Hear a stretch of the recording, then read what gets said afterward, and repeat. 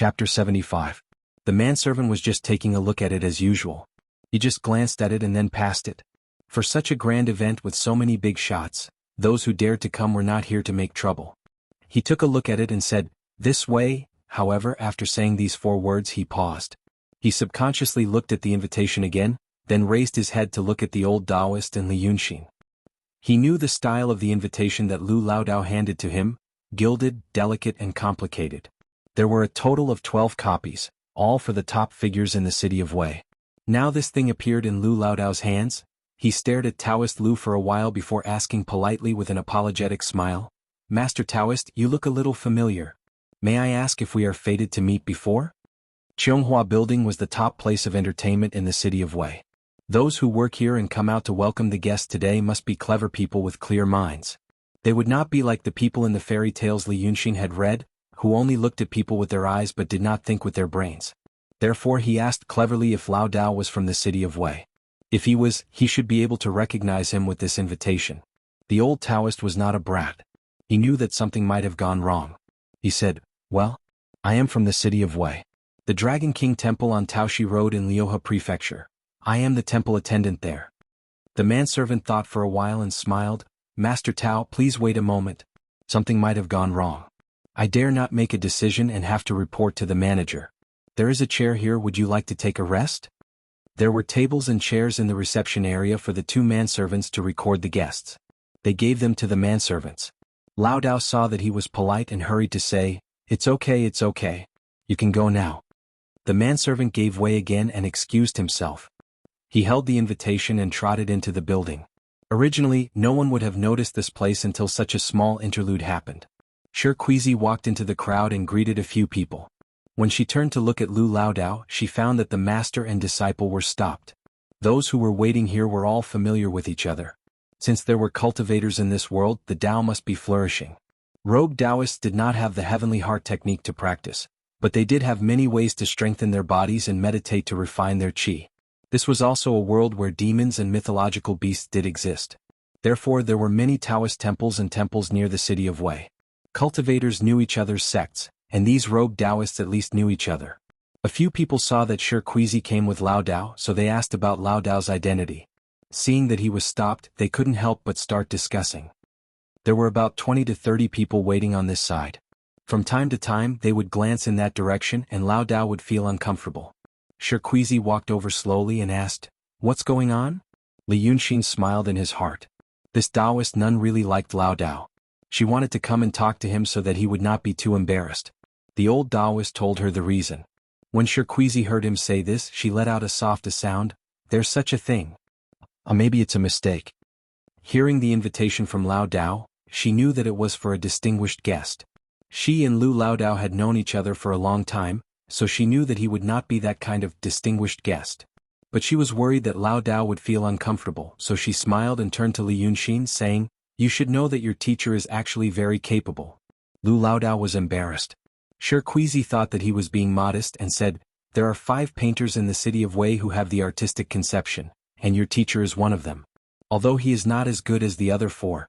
While saying this she smiled and glanced at Lu Laodao, "But compared to us he is a real master. Your teacher cultivated and understood the Dharma access by himself. When he was in his 20s he met your grandmaster and was taught the method of cultivation. Alas, fate makes fools of people."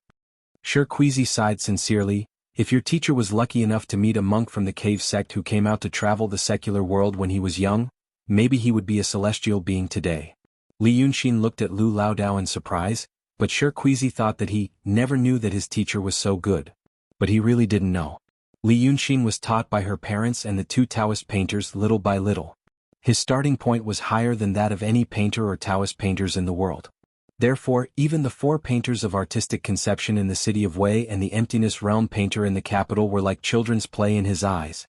Why would he care about the level of Lu Laodao compared to those unruly Taoists? It was like, in his previous world, a billionaire wouldn't care about the difference between a billionaire and a millionaire. In fact, in his eyes they were still a little bit rich. From the looks of it, what old Taoist Lu said to him in the past was not all bragging. He used to be on the edge of artistic conception, but now he could be considered a serious painter of artistic conception. He also paid attention to the situation of the 4 painters of artistic conception.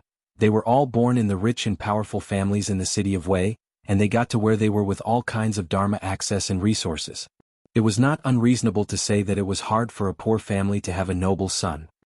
But a person like Lu Laodao, who had no roots and no foundation, really relied on his own ability to get to where he was today. Li Yunxin felt that he probably looked down on him in the past. Just as the old Taoist was about to say a few humble words, the manservant had already rushed over with the steward. Without waiting for Laodao to speak, the steward hurriedly bowed and said, "Sorry to keep you waiting. It's my servant who is inexperienced and missed your time. I have reprimanded him. Today I don't want him to be an eyesore. Please come with me, I will lead you into the building." Laodao and Shirquizi were stunned. The people waiting there also heard the steward's words and looked over. Those who knew Lu Laodao frowned slightly and thought about what happened. Those who were not familiar with him were listening. Lu Laodao asked subconsciously, "That invitation, didn't it say that something went wrong?" The steward had seen many nobles who came to the building and knew that some people looked kind but were actually very strange and not easy to joke with. He thought that he was teasing him because he was unhappy, so he hurriedly smiled and said, "That's because the children have eyes but don't recognize Mount Tai. You, Taoist Hunyuanzi, are one of the 5 painters of artistic conception in the city of Wei. This invitation is for you. There are 12 invitations in total. Except for the 5 of you, the other 7 invitations are all top-notch figures. How could there be a problem?" The steward only thought that Laodao felt that he had lost face because he was stopped in front of these wild Taoists. Therefore, in order to help him gain face and appease his anger, she used a voice that was neither too loud nor too soft, but was just loud enough for the people nearby to hear. But Lu Laodao's reputation as one of the 5 painters of artistic conception in the city of Wei was mostly said by himself, and others listened to him. At this moment the steward said it seriously, and seriously, the group of people were stunned. After a short while, before they could say anything, they heard a young man sneer from the side of the main entrance, "Can you even say such a joke here?" Chapter 76. In fact, the person who spoke looked to be about the same age as Li Yunxin, and was dressed similarly. Although he was not as handsome as Li Yunxin, he was still a delicate boy. He was also wearing a green Taoist robe with a bun and a wooden hairpin. But if one looked closely, the craftsmanship of his Taoist robe was quite different from that of Li Yunxin. If the green Taoist robe was opened, one would find that the inside was made of satin. And the ordinary-looking wooden hairpin on his head was made of agarwood. Looking at the person beside him, it was an old man about 50 years old. He was dressed similarly, looking clean and simple, but in fact, it was low-key luxury. The people waiting here were all older than the young man. But no one rebuked him, even though he interrupted with a disdainful tone. Because of the identity of the old man beside him. Those artists who often went in and out of the city of Wei all knew that he was indeed a painter of artistic conception. The Yu family in the city of Wei was called Yu Mengda, and his Taoist name was Xianqingzi. And this Yu family was indeed the Yu family of Yu Meng. Although it was not the main family, it was also a wealthy family in the city of Wei. The young man saw that everyone was looking at him, but he did not feel uncomfortable. He had been with Xianqingzi for a long time, and had seen a lot of things, so he naturally had a calm and arrogant temperament. He said again, "I only know that there are 4 painters of artistic conception in the city of Wei. When did the 5th one appear? Some words can be joked in private. But it's not appropriate to say it on such an occasion." When he finished, he glanced at Lu Laodao and nodded slightly, "It's not against you. But today the Qianghua building is full of distinguished guests. Some words are a joke and also a disgrace to the painters of the city of Wei. I think you can understand?" Xianqingzi beside him did not say anything but did not leave either. He only looked at Lu Laodao with his eyes. Perhaps it was inconvenient for him to say something because of his status, so he let this clever little Taoist boy beside him say it. The young man did not speak seriously and said too much, so he just scolded him casually.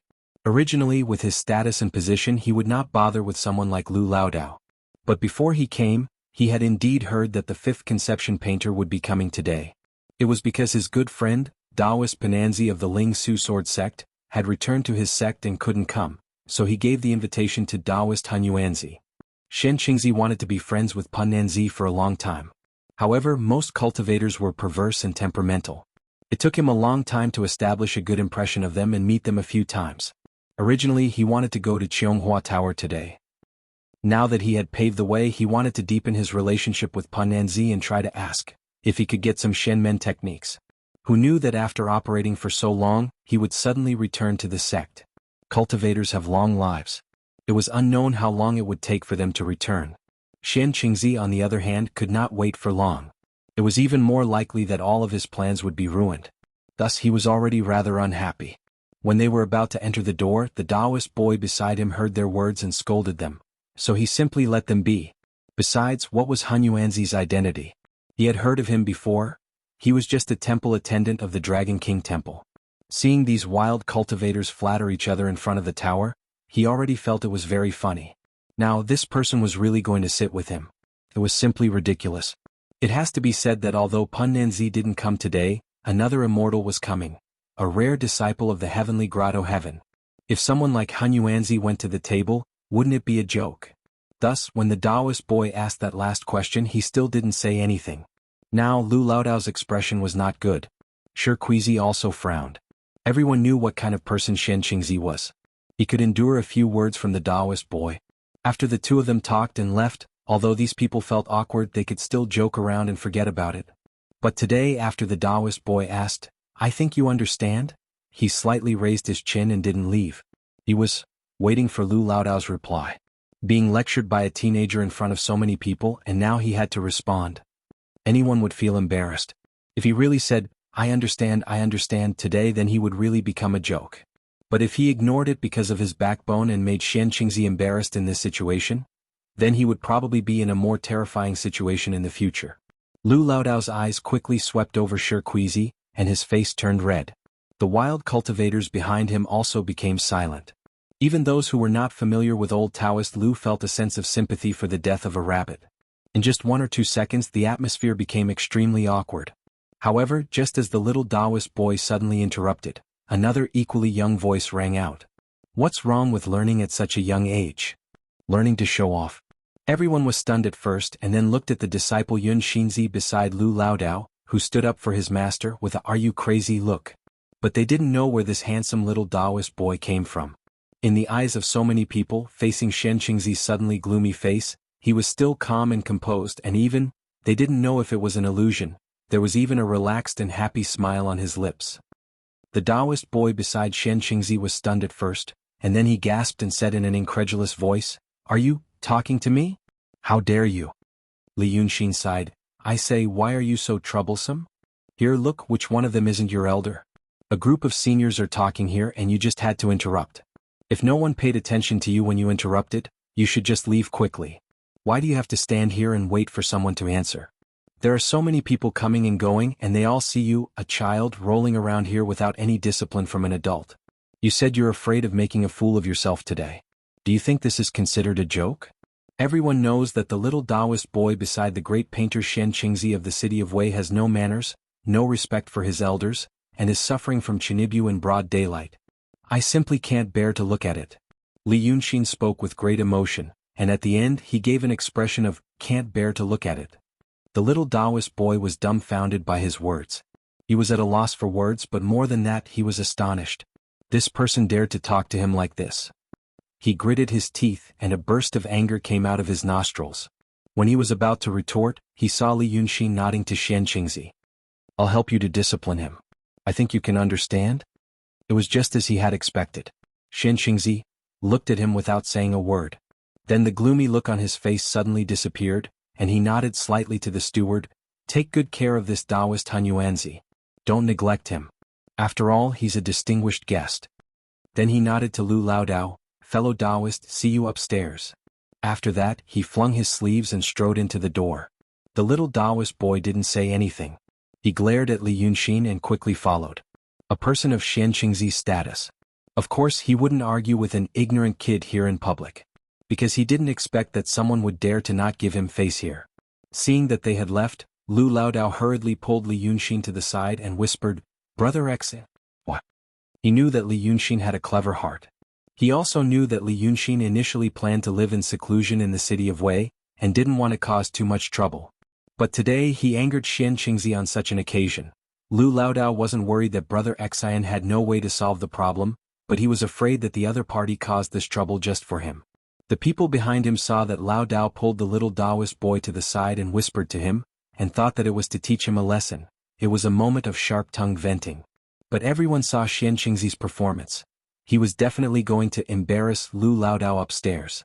But Li Yunxin just smiled slightly. Don't panic. I'm playing a big game of chess. He just came over to ask for a beating. Besides, no one will step on me when I go upstairs. How can I happily show off? Asterisk asterisk asterisk. Author's note. If any of you think, how would the ancients understand the meaning of the word show off? Author, you're not following the script to show off. Then don't be anxious. The setting here is clear. As for why it is clear, it's not a forced setting. There are explanations. Chapter 77. Seeing Li Yunxin's expression, Lu Laodao realized that his brother Xin was plotting something again. He didn't have any ambition. He just followed Li Yunxin and got involved in a lot of troubles. But even until today he didn't feel regret. Instead he felt, well, it seemed to be good. Compared to the previous days he felt much better. So he was relieved. Then Laodao, what should I do? You just need to eat and drink properly. Li Yunxin said casually, today I just showed my face. Oh, are those temple attendants around the city of Wei? How's the incense there? Laodao didn't know why his brother Xin cared about this. But he knew he couldn't keep up with his imagination, so he said, in fact, the incense is better than our temples, better than ours now. The people in the city of Wei are more knowledgeable. Their minds are more flexible and not sincere. But when we go to the villages outside, the folk customs are much simpler and the people are much more pious. Moreover, there's only one temple in dozens of miles. Although there are not as many people as in the city of Wei, there are fewer temples. So in this way, it's better than ours. That's not bad. Li Yunxin thought for a while. I've seen a few temples in the city. They're all clay sculptures. Many of the clay sculptures are just clay sculptures without any divine position. Are those also clay sculptures in those temples? Why don't they use portraits? At this time Shirkuizi walked over. Hearing his question, she was slightly stunned. She thought Laodao was teaching Li Yunxin a lesson. She had a good impression of this little Taoist boy. She felt that, although he got into trouble, he was really good to his master. So she wanted to speak up for him. But she found out that they were talking about this matter. But it didn't sound like a conversation between a master and a disciple. But she still couldn't help but say a few words. When you go upstairs, bear with it as much as you can. You're a filial child. But your master is in a difficult position. You can't be like this in the future. Li Yunxin didn't mind Shirkuizi's tone. It was a kind of advice from an elder and it was all out of kindness. He only smiled and nodded. Yes. Shirkuizi was surprised again. This little Taoist was a little strange. At this moment he became calm and composed again. He was like a completely different person from before. What was going on with him? The manager of Cheonghua Pavilion also came over and sighed, Taoist master, please follow me upstairs. Originally, when the steward confirmed that the invitation in Laodao's hands was correct, the Taoist priests felt honored. After all, they were of similar origins. However, after what happened before, they all felt that Lu Laodao was most likely going to suffer. Therefore, when she looked at him now, she could only sigh in her heart. However, Lu Laodao's face did not show much apprehension. Instead, he walked in front of the steward while talking to Li Yunxin. They were talking about what happened just now. Although most of the temple attendants are painters, only a few of them can draw decent paintings. Most of them draw something that calms the heart and calms the house. They are sold to pilgrims, but their effect is limited. As for drawing a portrait of the real deity in the temple like Brother Xin, it's unthinkable. If you have the ability to draw the Reiki of the deity, you don't need to be a temple attendant anymore. Oh, how about I draw for them? Oh, I trust Brother Xin's ability. Laodao listened to his words and paused. But it's hard to say about the others. That temple is the temple where they settled down. Some of the statues do have deities on them. If Brother Xin wants them to destroy the deity and replace it with a new one, probably only a few people can trust me, Laodao. But the others? I understand. Li Yunxin nodded. When we go upstairs, just answer whatever they ask you. I'll take care of everything. At this time, the two followed the steward through the lobby on the first floor and went to the second floor. In the past, when Lu Laodao came to Cheonghua Tower and saw the jewels in the tower, he would look at them carefully and keep them as a topic of conversation in the future. But after hearing what Li Yunxin said, he suddenly panicked for no reason. He didn't know why, but he felt something was wrong. Brother Xin was still Brother Xin, but today, or recently, Brother Xin was not right. The old Taoist had a feeling that he might be doing something very big. So big that he might never see him again. When they stepped on the last step, the steward stepped aside and said, "Please come in. I'll lead you here." Lu Laodao stopped thinking and looked forward. The second floor of Cheonghua Tower was very spacious. It was a complete lobby supported by only 2 rows of pillars in the middle. According to Li Yunxin's impression, it was very similar to the layout of the main hall of the Imperial Palace that he saw in movies and TV series. On the other side of the lobby, there was a huge gilded screen facing the entrance of the stairs. In front of the screen was the chair. The seat was naturally the table. The table in Cheonghua Tower was actually quite old-fashioned, the separate dining system. In fact, this was also a more formal banquet system in the Daqing state. Everyone had a table in front of them, sat on their knees, and drank several rounds of wine in a row. Seeing this scene, Lu Laodao showed a bitter face. He had never seen this kind of situation, and he didn't know anything about etiquette. There were 13 seats in the lobby, the chair in the center, and 6 seats on each side. Thinking of the steward saying that there were only 12 invitations, he guessed that they should be for the 12 people. But no one had taken the seats yet. There were 30 to 40 people in the lobby. They were chatting casually in 2s and 3s as if they were waiting for the host. This scene was familiar to Li Yunxin. If everyone had a glass of wine in their hands, he would feel that this was more like the upper-class gatherings in his world. The people in the hall only glanced at them for a while, then turned their faces away and ignored them. Li Yunxin smiled. "We also ignore them." He knew that it must be the Taoist apprentice of Xuanqing who came in and said something. In fact, among these people just a few words were enough to exclude the old Taoist and himself. They were not in the same circle to begin with. Since they ignored them, he was not in a hurry. He walked to the window with Lu Laodao. Beside the window of Cheonghua Tower was a fence that looked like a gazebo. There were seats and small tables. There were some cold fruits on the small tables. They were yellow, green, red, purple, and purple. It was very beautiful. The 2 of them sat down and rested here, watching the people in the hall talk loudly. The Taoist apprentice of Xuanqing had been looking for an opportunity to meet Li Yunxin's eyes, so that he could express to him, "Just wait and see. I'll teach you a lesson later." Unfortunately, Li Yunxin had long since passed the age of arguing with a teenager. He only glanced at the layout of the lobby and then thought about his own matters. At first, he thought that Yin Pingji had set up an overt plot for him. But just now, when he was outside the building, he knew that this was not something that Yin Pingji could do. Then the others would not target Lu Laodao but himself. Someone had brought him here. Through Yin Pingji, he had fallen into the wrong thinking and lowered his guard. This person was very clever. As Li Yunxin thought about it, he slowly looked at the crowd. Who could it be? He actually made him suffer a small loss. Chapter 78. But after looking at it for a while, Li Yunxin was stunned when he accidentally met the eyes of the little Taoist boy. Just now, when they were downstairs, Shi Kuizi said that they received the invitation yesterday and hurried over, only arriving today. 10 kilometers was not a short distance in this era. The person who sent the invitation must have left earlier. If they had ridden horses or taken ox carts, they should have left yesterday morning. So the decision of Ling Kongzi inviting them to the meeting should have been made by him yesterday.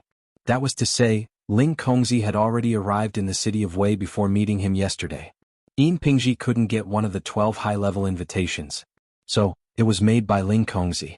It was not a coincidence that the woman went to the Qiao family to see him yesterday. Li Yunxin was stunned, and the little Taoist boy became complacent.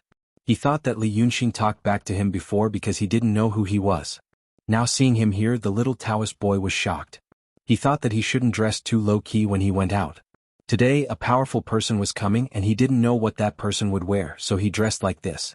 If he went out in luxurious clothes, the guy by the window probably wouldn't dare to say a word. But he couldn't let them go because of this. The little Taoist boy smiled at Li Yunxin insidiously and pointed at him. This idiot. Li Yunxin turned his eyes away and continued to think about his own things. There were probably 2 reasons why the first disciple of the Langya Cave Heaven paid attention to him. One was the death of the 3 swordsmen of the Lingshu sword sect.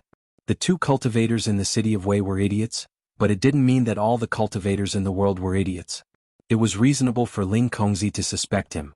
After seeing what he did in the Qiao family that day, his suspicion could almost be confirmed. But he didn't make a move and behaved politely.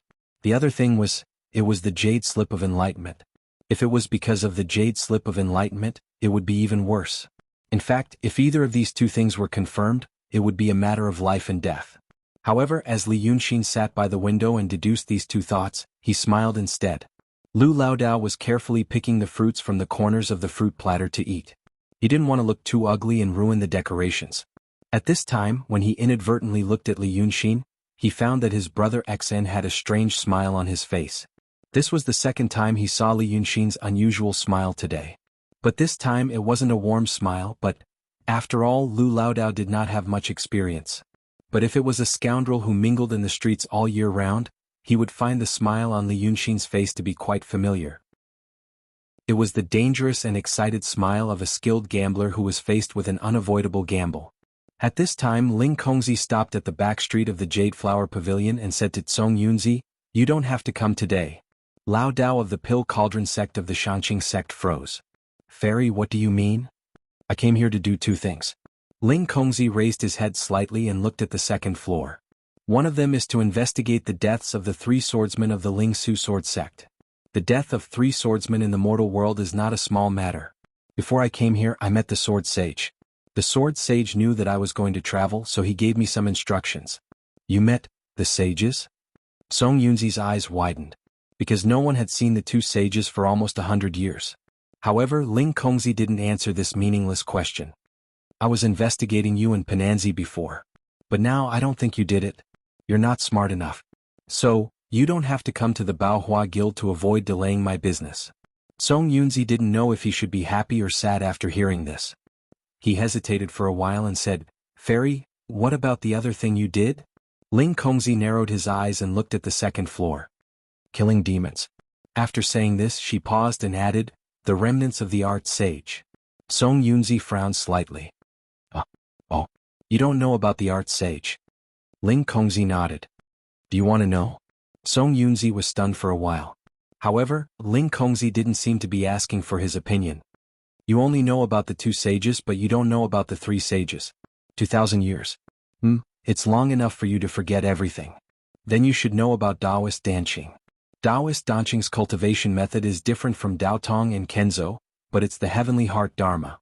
Aren't you curious about it? That's a well-organized, systematic and solid cultivation method, but there's no higher, transcendent cultivation method. Don't you think it's strange? Because in the past, other than Daotong and Kenzo, there was also the painting sect. The grandmaster of the painting sect was called the art sage. Unfortunately, the art sage became a demon and was killed by the devas, the 2 sages and other cultivators.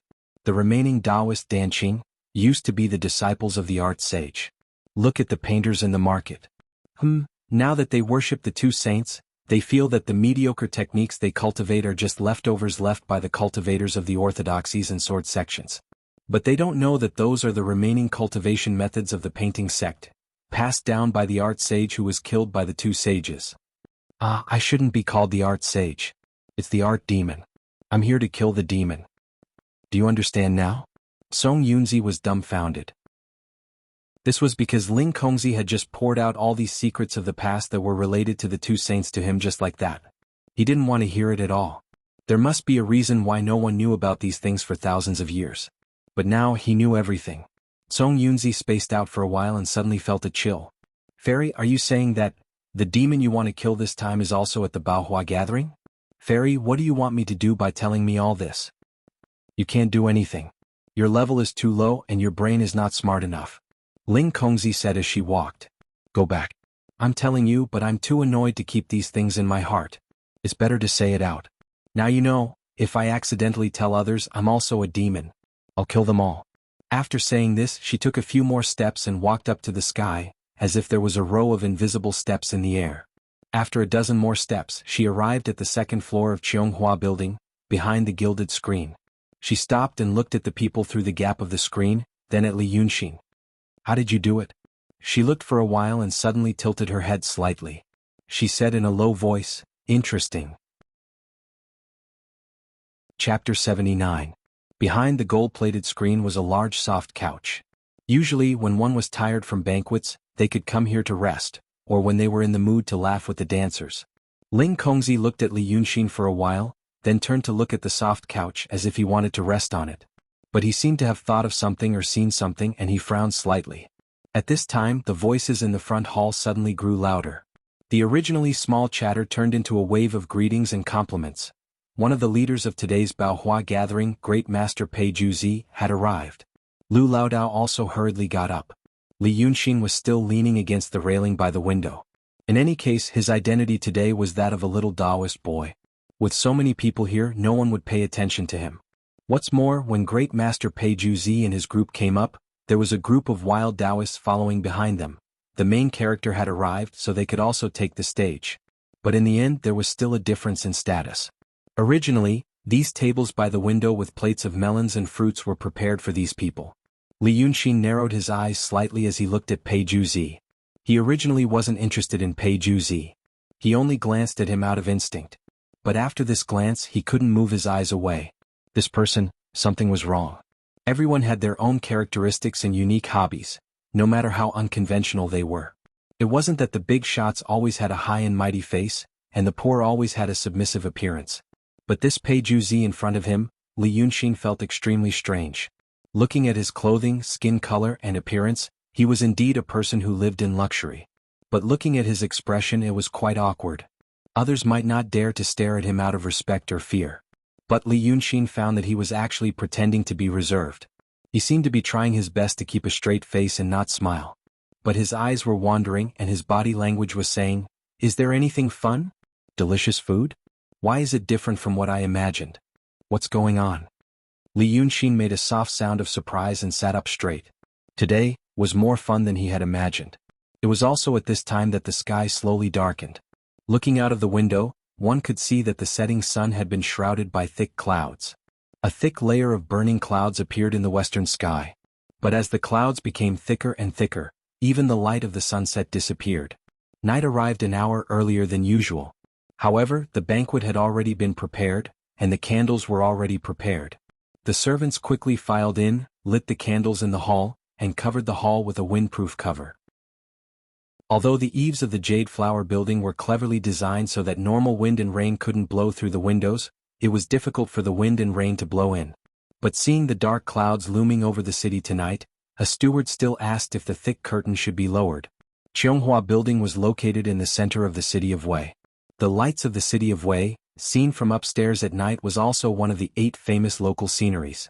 At least the boss of Cheonghua building hoped that Master Pei Juzi would like to see it and mention it after returning to the capital. The group of people looked out the window, eagerly offering advice to Grandmaster. But most of them suggested to lower the curtain to prevent Grandmaster's precious body from catching a cold. However, at this moment, a not loud voice suddenly came into everyone's ears in the midst of the noise. "The dark clouds looming over the city are about to destroy the city, and the storm is coming. This is the perfect time. No need." Then the person who spoke walked out from behind the screen, walked to the chair and knelt down. "Where is the fisherman fishing, old man? Bring it to me." After a short panic that lasted no more than 3 or 4 seconds, the entire hall became silent. All the bigwigs present should know who this plainly dressed woman was. Their servants might not know, but those who could follow them today were all clever people, so they didn't dare to make a sound. Everyone moved their eyes away from Pei Juzi and looked at the woman in white. After a few seconds, a steward next to Pei Juzi said, "I wonder when Fairy Ling Kong will come. Fairy Ling Kong is really good at Taoism, good at Taoism." With this flattery, everyone came to a sudden realization and they all chimed in. However, these echoes were done carefully. When they praised Pei Juzi, they used as much force as they could. Even if Grandmaster Pei Juzi was a descendant of a noble family, he was still a mortal. Mortals couldn't escape the emotions of mortals. These people were all smart people, so they could easily deal with Pei Juzi. But facing this Fairy Ling Kong again, they felt powerless. High-level cultivators might find it hard to treat these people of the mortal world as their own, and the people of the mortal world would find it hard to treat them as their own. Even though it was vulgar, the most direct example was that when cultivators reached the transcendent state, their bodies would gradually break away from the category of traditional humans. Slowly, even if they ate and drank, they wouldn't even have excretion. Their extremely powerful physiological functions would absorb and resist everything. It was just that they looked like humans in a certain sense. Facing such a Ling Kongzi and a woman at that, after a storm of careful praise, they didn't know what to say. Originally, they were supposed to come first and wait for the important person to appear. Pei Juzi came, everyone chatted for a while, then sat down and waited for Fairy Ling Kong to arrive. When a master from Daotong arrived, according to the etiquette, masters had a long lifespan, so they followed the ancient etiquette. They led the master to a seat, then bowed to each other, asked the ceremonial officer to serve food and drink, responded with some words, and then Grandmaster Pei Juezi presented the painting, but now, everything was messed up. Ling Kongzi laughed lightly. Of course I walked out from behind the screen. Which one is this Pei Juezi? Where is the painting? At this time, Li Yunxin also asked Lu Laodao in a low voice, dark clouds looming over the city, the storm is coming, have you heard of these two lines? Which poet wrote it? Laodao was staring at the majestic fairy Ling Kong, and was a bit dazed for a moment. When Li Yunxin asked again, he came back to his senses, thought carefully and said in a low voice, Hm. Brother Xian said it well. These two lines. Although they don't match, the tone is also wrong. But they are both wonderful lines. Laodao, I have never heard of them. These lines should be written by a fairy, right? She chose two lines from her usual poems and recited them casually. If it was written by someone else, just based on these two lines, the whole world would know. You have never heard of these two lines? Li Yunxin nodded meaningfully. Well, Laodao had never heard of these two lines. Although Lu Laodao was not a scholar, since he was a painter, he was not an ignorant person. This meant that these two lines originally did not exist in this world. He knew these two lines. That person, that painting saint, should also know these two lines. It was very likely that he had said these two lines in the past. Similarly, because Lu Laodao had never heard of these two lines, it meant that these two lines were only circulated in an extremely small circle of cultivators. Otherwise, according to Lu Laodao, once these two lines were circulated in the secular world, the world would already know of these two lines. Among cultivators, there was an extremely small circle related to the painting saint. Ling Kongzi said these two lines, which meant that she was in that circle. This meant that she might know of the painting saint's secret. This meant that she might know of the Jade Scroll of Enlightenment. This meant that she might have come for the Jade Scroll of Enlightenment. This woman, he could not stay. Chapter 80. The first drop of rain hit the wooden railing, creating a patch of water. The wind became stronger. The strong wind blew the gauze curtains, making them flutter. The hall that was supposed to be filled with fluttering clothes and gauze curtains was now filled with a murderous aura. After one breath, the heavy rain fell like crazy, and the world was filled with water vapor. In the strong wind, the flying gauze, and the pouring rain, Ling Kongzi sat upright in front of the table, with a calm and gentle expression on his face, and his clothes didn't move at all. She said not to put up a curtain, so no one dared to put it up. The strong wind rushed in through the window, carrying raindrops with it, and everyone's clothes were blown through.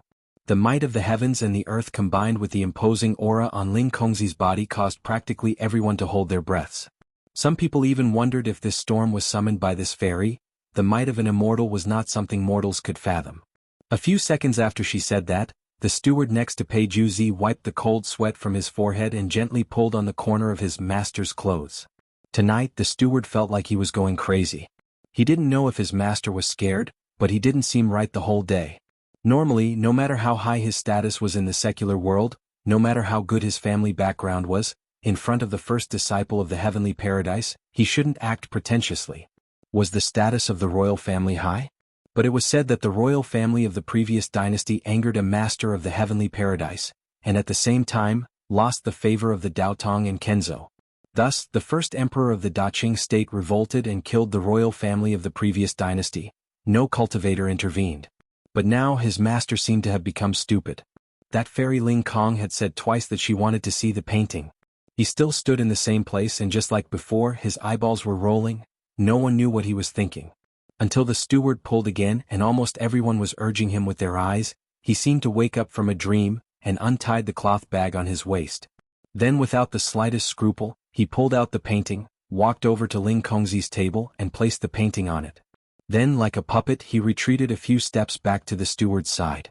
His series of actions caused everyone present to break out in cold sweat. This was the first time they had seen Pei Juezi. They had never thought that this expert who was about to take over the position of the Imperial House Great Painter would have this kind of conduct and personality. Her wild and uninhibited and careless temperament could be used by any one of them here, but who dared to be like Fairy Ling Kong?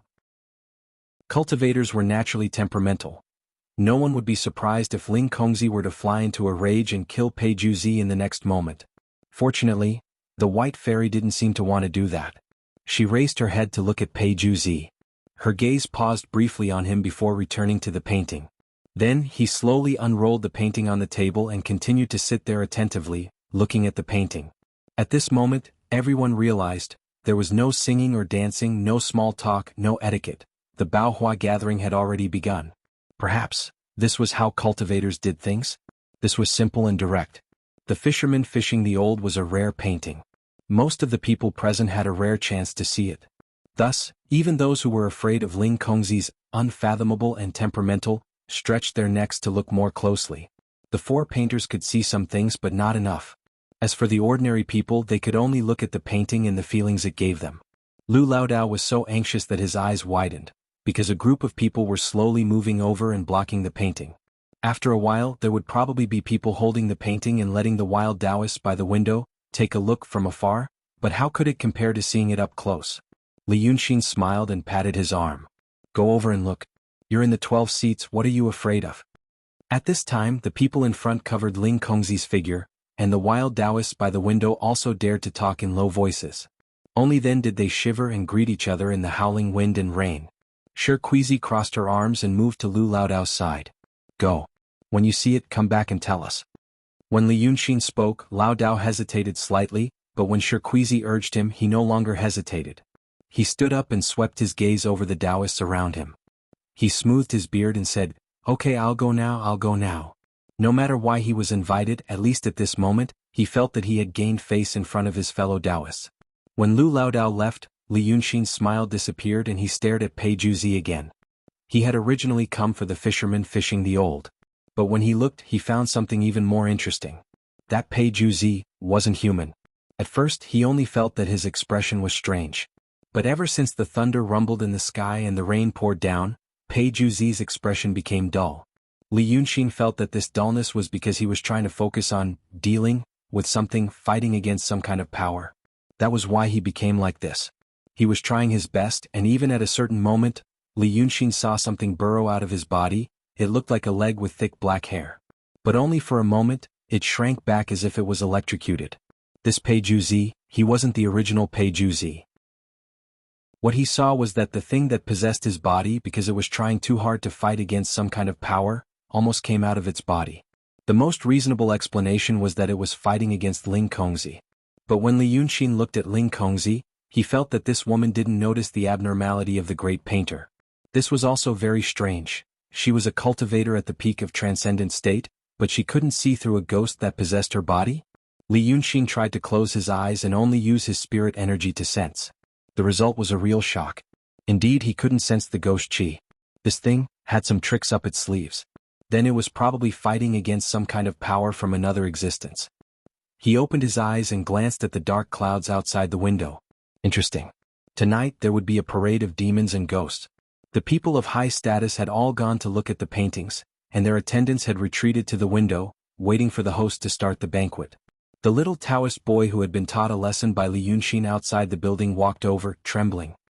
He purposely moved closer to Li Yunxin and looked at him with a proud expression. You still have the mood to sit. Do you know what will happen later? Li Yunxin was thinking about something and made some last-minute changes to his plan, so he answered casually, I don't know. The little Taoist boy saw that he was a little dazed and thought that he was distracted by tonight's scene, so he became even more proud. Then do you want to know? Li Yunxin rolled his eyes, annoyed that the boy was interrupting his thoughts. No. The little Taoist boy was stunned, and then he became angry. Hey, you are so stubborn. Let me tell you, in a while my master will ask your master to give the painting to the immortal. You know what your master is capable of, it must be very crude. Hey, at that time my master will say that your master is disrespectful to the immortal. Since he is one of the 12 masters, how can he be so weak? Of course he didn't do his best. At that time, no matter whether the immortal is angry or not, the governor and the governor who are sitting with him will definitely be angry. Just you two. Chapter 81. Li Yunxin stood up, sighed slightly and gave him a slap on the face. He had already carefully controlled his strength to prevent himself from slapping him to death and causing more trouble. He only wanted to interrupt him so that he could think properly. But even so, the little Taoist boy still made a sound. He spun around dizzily and fell to the ground with a thud. The wild Taoists around widened their eyes as they watched this scene. Li Yunxin sat down again and thought about his plan. This sound alarmed the few big shots in front of him. They frowned slightly and turned around to look. They saw the little Taoist boy crawling up from the ground with his hands and feet. He spun around and covered his face as he looked for someone to look at. But when he saw their eyes, he quickly stood up straight and put down his hands. "What's wrong?" Xian Qingzi scolded him in a low voice. "I am in a storm." The little Taoist boy gritted his teeth and pursed his lips. He was so angry that he was about to cry. "I fell myself." Xian Qingzi glared at him, then looked at Li Yunxin. Li Yunxin smiled at him. Then he mouthed, "Hit me." Xian Qingzi's face instantly turned red. He turned his head away hatefully. Shirkuizi hurriedly tugged at Li Yunxin's sleeve. "You child," she said in a low voice, "you child, why are you so? Auntie, you also know that naughty children are difficult to manage." Li Yunxin looked at her and sighed. "He's very annoying with his nagging. I don't want to argue with naughty children and I don't want to hit him. But if I persuade him, he will use his rich experience to defeat me. What else can I do?" Shirkuizi also sighed. Sigh. "But you made things difficult for your master. You are a good child, but what he said just now, although he might not do it, he will still make things difficult for you in the future." Li Yunxin smiled and shook his head. "You're wrong. What he said just now, it's not that he might not do it, but he will definitely do it. You are a kind person and you may not think badly of others. But those people like to go to the extreme, especially when they are dealing with people who are not on the same level as them. For example, I won't persuade the naughty child to stop babbling. I'll just slap him in the face and interrupt him. Simple violence. As for them, they won't teach us a lesson or teach us a lesson. Killing people like us is as easy as crushing an ant. So it won't be difficult for them to simply crush us. Why would they bother to think about other things? Either I don't care about you at all, or I'm going to take extreme measures. That's how I and the rest of them are. Neither of them are good people and we know each other very well." He had already thought of some things, so he was in the mood to chat with Shirkuizi. Shirkuizi heard his words and so did the people nearby. The young Taoist covered his face and walked over hatefully. He also heard the last few sentences. For a moment, they were a little surprised. Han Yuanzi's little Taoist boy could actually say such words. It wasn't something he could say at all. Xian Qingzi's little Taoist boy gritted his teeth and held back his tears. He pointed at him and said with a trembling voice, Good. Just good that you know. You." Li Yunxin acted as if he was introducing him. He stretched out his palm and said, "Auntie, look. Just like this. He's such an old child and he doesn't have any sense of right or wrong. He can be the most ruthless and he can also be the most ruthless. Sometimes school bullying, oh, you don't know what it means, is done at this age. Just like today he did it or wanted to do it, but no one can stop him or punish him. There's no fair environment. What should he do? Then kill him." Li Yunxin turned to the little Taoist boy. "For example, this little bastard, a disobedient child who likes to harm others. What should we do? Just beat him to death. Then you see, you and your master plan to kill us and now I'm not happy. So I plan to kill you and your master later. Let's make a bet. Do you dare to bet?" As Li Yunxin spoke, his whole body exuded a murderous aura. The murderous aura and killing intent of ordinary people was a kind of force. But the murderous aura emitted by people like him actually contained some spiritual energy. He was really afraid of people. When the little Taoist boy saw the look in his eyes, he finally felt a little afraid. He stretched out his hand but couldn't say anything. He only said, you, a few times in a trembling voice, and then hurriedly walked to the side. Li Yunxin then sat down with a normal expression. At this time, Shirkuizi only looked at him and didn't say anything. The wild Taoist boy beside him also didn't say anything. Although he had only cultivated some minor techniques, he could more or less feel some spiritual power. So they all felt the real murderous aura from Li Yunxin. It was also at this time that they realized that this little Taoist boy, who looked different from the others, might not just be a Taoist boy. Li Yunxin thought about it and smiled at Shirkuizi. "All right. Let's say it. In fact, I'm not Han Yuanzi's Taoist boy. I originally planned to stay in the city of Wei for a few more days, but it seems that I can't stay for a few days. But I have a good impression of Lao Dao. So I'm more afraid that after I leave someone will cause trouble for Lao Dao. For example, that Xian Qingzi, I touched him once outside the building and just now I touched him again. In fact, I did it on purpose. I purposely wanted him to go against me so that it would be convenient for me to do something later. But in this way he will hate Lao Dao. Then for the sake of Lu Lao Dao's future I probably have to kill him. Otherwise it will be very troublesome." To deal with these people, I have to beat them until they are convinced. Otherwise, there will be endless troubles in the future. Hearing his words, the others were even more dumbfounded. Sure, Queasy was a woman, so her psychological endurance was probably slightly stronger. After being dumbfounded, she slowly thought about his words and then frowned. Let's not talk about whether what you said is true or false. But your words don't make sense. You said that you provoked that Xian Qingzi to make things convenient for yourself. Sure, Queasy frowned and slowly organized her words. Then you were unreasonable first. But now that you've used him, you said that you were afraid that he would not stop pestering you, so you wanted to kill him. Your reason? Are you bullying me? Li Yunxin suddenly laughed. Ah. You are after all the woman that my teacher likes. You have good values and I also like you very much. That's right, I'm bullying people. But he has no choice. Auntie, in the future you have to remember one thing. Don't reason with evil people. Unless the environment you are in can support you to reason with evil people. A good person will not want to kill me because of such a small matter. So he is not a good person. Then his death is not to be regretted. Sure, Queasy finally couldn't help saying, then didn't you want to kill him because of these things? Li Yunxin smiled and winked at her. So, I am also not a good person. But since you are the woman that my teacher likes, I will give them a chance for your sake. If they don't court death later, then they won't die, all right. Chapter 82. As he said this, he was standing by the window with the wind and rain behind him. The candlelight in Xianghua restaurant was dim. His sleeves were fluttering in the wind. A flash of lightning suddenly flashed in the sky. His entire person was black and white like the background. At this moment, Sure Queasy suddenly felt that Li Yunxin did not look like a human. He looked more like a demon. It was also because of this bolt of lightning and the words he had just said, I'll kill you when I'm done. Sure Queasy suddenly felt a chill run down her spine. Sitting by the window and feeling the wind made her cold, but this cold came from her bones. Explaining these words to them now, was he going to make use of them too? He wouldn't even let a young man go. But this thought only appeared for a moment before it was interrupted by Ling Kongzi's voice. Ah, this is a treasure of the secular world. Well, not bad. Ling Kongzi looked at the painting for a while and then sat up straight. Once she stood up, the others didn't dare to look anymore.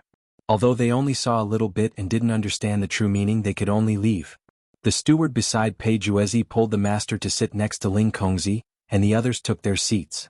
When everyone was seated, Lu Laodao found his seat. He looked a little uneasy and even reached out to wipe the sweat off his forehead. His seat was at the end, which was reasonable. However, what made him feel very uncomfortable was that he was being stared at by almost everyone. Xian Qingzi stared at him, of course. The others also cast a few glances at him. Not to mention those wild Taoists by the window, they all had different expressions. When the master sat down, the servant walked over and served him. The little Taoist boy ran to Xian Qingzi's side and whispered something. He looked a little hesitant. No matter how arrogant he was still a young man and was easily influenced. At this moment, he was a little worried about Li Yunxin's harsh words. But when Xian Qingzi heard this, his originally gloomy face suddenly broke into a faint smile. He glanced in the direction of Li Yunxin, then turned away from Lu Laodao and started chatting cheerfully with the prefectural magistrate sitting next to him. Li Yunxin understood that this was because in the eyes of the artistic conception great painter, she and Lu Daoist were already dead. It wasn't worth any more attention. The storm was still raging. No one knew what was wrong with Pei Juezi today, but someone had to liven up the atmosphere. Xian Qingzi had something on his mind and his status was high enough. It was appropriate for his status to be in between the Taoist and the secular world, so he was duty-bound. He cleared his throat and said, I've also admired this fisherman fishing old man painting. It's an eye-opener for us. Fairy Ling Kong comes from an immortal sect, so her vision is naturally higher than us mortals. To be able to receive the word, not bad, from the fairy's mouth is already a blessing of 3 lifetimes. The others clapped their hands in agreement.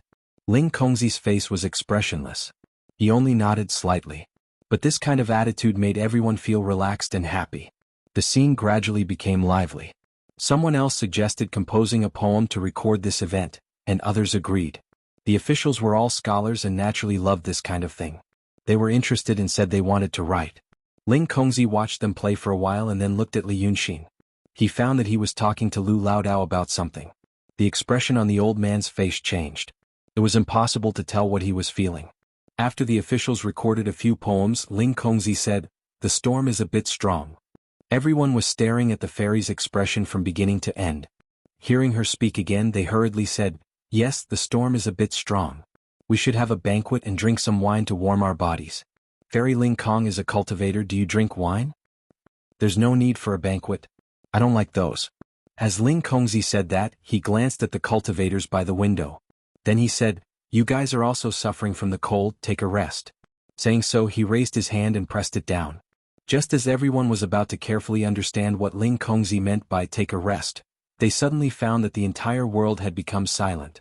Their ears were filled with the sound of wind and rain, and their bodies were buffeted by the moist wind. After Ling Kongzi finished speaking these words, the sound of wind and rain suddenly vanished. The wind also disappeared. The storm outside was still pouring, but no matter what, it couldn't enter the hall. After a moment of surprise, the hall was filled with praises. Most of these praises were sincere. The wild cultivators didn't think that Fairy Ling Kong would care about their feelings and used her thaumaturgy to stop the wind and rain. She was truly merciful. But only Li Yunxin let out a soft cry of surprise. When Xian Qingzi mentioned the banquet, Ling Kongzi subconsciously glanced at the window. Li Yunxin felt that if his previous experience wasn't wrong, this was a related reaction. Because of the banquet, she looked at the window. There were two things by the window, one was a person and the other was a fruit in front of the person. Li Yunxin couldn't clearly see the expression on Ling Kongzi's face, but he could see her neck. Her real face should be extremely fair. Because the skin on her neck was white and delicate, without a single wrinkle or spot. Just now, the two sides of her smooth, snow-white neck slightly tightened. It was an extremely imperceptible, swallowing movement. But just after that movement, it was forcefully suppressed. This might be Li Yunxin's illusion. But the tone of her voice after that was slightly lower, and she made a gesture to suppress it. When these three things were combined, it was very obvious that this Ling Kongzi was subconsciously suppressing her strong desire. And she stopped the wind and rain just to explain her looking at the window action. She didn't need to show off like a secular person. If she really wanted to, why did she wait until now to pay attention to those cultivators who were suffering from the wind and cold? This Ling Kongzi, she lied. It wasn't that she didn't like the banquet, but she couldn't for some reason. Her performance was extraordinary and she was definitely a cultivator different from mortals, but she actually told a small lie about this issue. So her image in Li Yunxin's mind became clearer. The wind in the hall disappeared and Ling Kongzi said again, "Today I came to the Baohua gathering for another matter." At this point she straightened her upper body and glanced at the people in the hall. "I want to go through the tribulation of killing." As soon as she said this, everyone's reaction was interesting.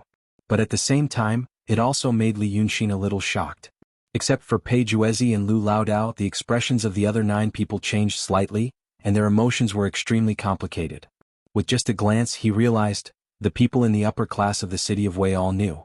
They all knew that the swordsmen of the Lingshu sword sect kidnapped people, killed people, and went through the tribulation. Chapter 83. For a moment, they were afraid that Ling Kongzi was going to kill them to pass the heavenly tribulation. But then they realized that it was not possible, and they were worried that Ling Kongzi wanted them to find someone for her. That would be troublesome. Ling Kongzi also saw their expressions. At this moment she finally smiled and said, "Are you afraid that I will kill someone?" "I won't." She ignored their shocked expressions and said, "Passing the heavenly tribulation by killing people is a stupid thing to do. After all, it's not that you have cut off the desire in your heart, but that you have to rely on external forces to solve the problem. Maybe you can reach the transcendent state that way, but if you want to go further, you will not be able to fool yourself. Some people feel tired of killing and don't want to kill anymore. That is the heavenly tribulation. But the real heavenly tribulation is not because you are tired of killing, but because you have let go of it. You are tired of it and you don't want to touch it even if you want to. In essence, you care about it. And if you let go of it, you don't care about it. If you want to pick it up, you can pick it up. If you pick it up, you can put it down again. Then you have passed the heavenly tribulation. Unfortunately, among all the heavenly tribulations, the heavenly tribulation is the hardest to pass. I have studied the treasure scroll in my sect, but I was still lacking a little bit of understanding. Just this little bit of understanding made me unable to pass the heavenly tribulation for 3 years. Fellow Taoists in the city of Wei may not be as good as you want in terms of cultivation. But the things you have experienced and the feelings you have experienced must be unique.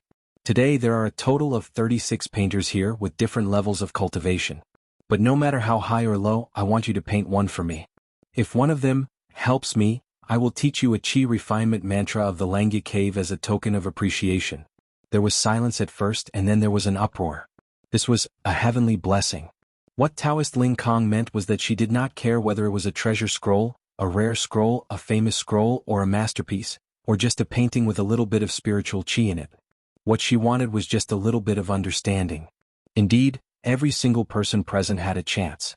In front of such a blessing, the four painters of artistic conception couldn't hold back anymore. Dignity and modesty were always used at the right time. If he was still reserved at this time, he would be a true idiot. Shen Qingzi coughed and said, "Fairy Ling Kong's great blessing is really. I've really received your kindness. The bearing of an immortal. I, Shen Qingzi, have lived for so long, and today I have witnessed the bearing and mercy of an immortal." When he said this, everyone nodded in agreement. Since Fairy Ling Kong is like this, we must not let her down. He restrained his expression and said solemnly, "Everyone here is a fellow Taoist. We are all aware of each other's realms. On this banquet, there are 5 painters of artistic conception from the city of Wei, including Lao Dao. Although the rest of you have not reached the state, you are all the masters of a monastery. You all have some skills. These fellow Taoists have indeed put in a lot of effort to create a masterpiece. Even if he didn't, you don't have to be too harsh on him. After all, he has been busy with worldly affairs all year round, and tonight is a stormy night. It's understandable that he didn't have enough strength." These words were well said, and the wild Taoists all nodded. Those at the peak of artistic conception could create a masterpiece, but how many people could do it? The 4 painters of artistic conception could only create 2 or 3 paintings in their lives, and they were already famous in the city of Wei. As for these wild Taoists, many of them couldn't even get close to a masterpiece. After all, they relied on incense money and the money from selling paintings to make a living, just like Lu Laodao in the past. After saying this, several people at the banquet praised Shen Qingzi for being fair. Then he changed the topic. "As for the 5 of us, I'm not afraid that you will laugh at us, but we have been famous in the city of Wei for a long time. Everyone here, who hasn't heard of the 5 painters of artistic conception in the city of Wei, to be able to attend this banquet today is the result of our fellow Taoists' appreciation." The people at the banquet smiled and nodded with different expressions. The wild Taoists were slightly silent. "Then the 5 of us must work hard. Fairy Ling Kong has comprehended the treasure scroll, so we can't do it. As for the famous scroll, it depends on fate. But if the 5 of us can't make a masterpiece, Fairy, even if you don't blame us, we won't let it go easily. The prefectural magistrate and the prefectural magistrate are also here today. Today's Baohua gathering and Fairy Dongtian's blessing will be a big event that will be recorded in the prefectural history. Such a big event, who dares not to do their best? Even I won't let him go." Since the beginning of the banquet, the prefectural magistrate of the city of Wei, who had been serious in speech and manner, finally spoke. The highest official in the city of Wei, who had administrative, military, and judicial powers in one body, spoke. Shen Qingzi nodded and finished the banquet with satisfaction. The little Taoist boy beside him glanced at Li Yunxin. Even the slowest person would know what was going to happen. Sure, Queasy didn't know what she was feeling at the moment. She thought, was it really like this? That kid was right. But she wasn't sure whether she should worry about Lu Laodao or others. She saw Li Yunxin whispering to Laodao. She didn't know what they said. But Lu Laodao didn't panic. At least he didn't look panicked. Instead, Li Yunxin turned his head and smiled at her helplessly. Sure, Queasy understood what he meant. Look, they're starting to court death. But she didn't know how Li Yunxin could do it. Shen Qingzi and the others at the banquet were all on good terms. They laid the groundwork bit by bit, forcing Lao Dao and him into a corner.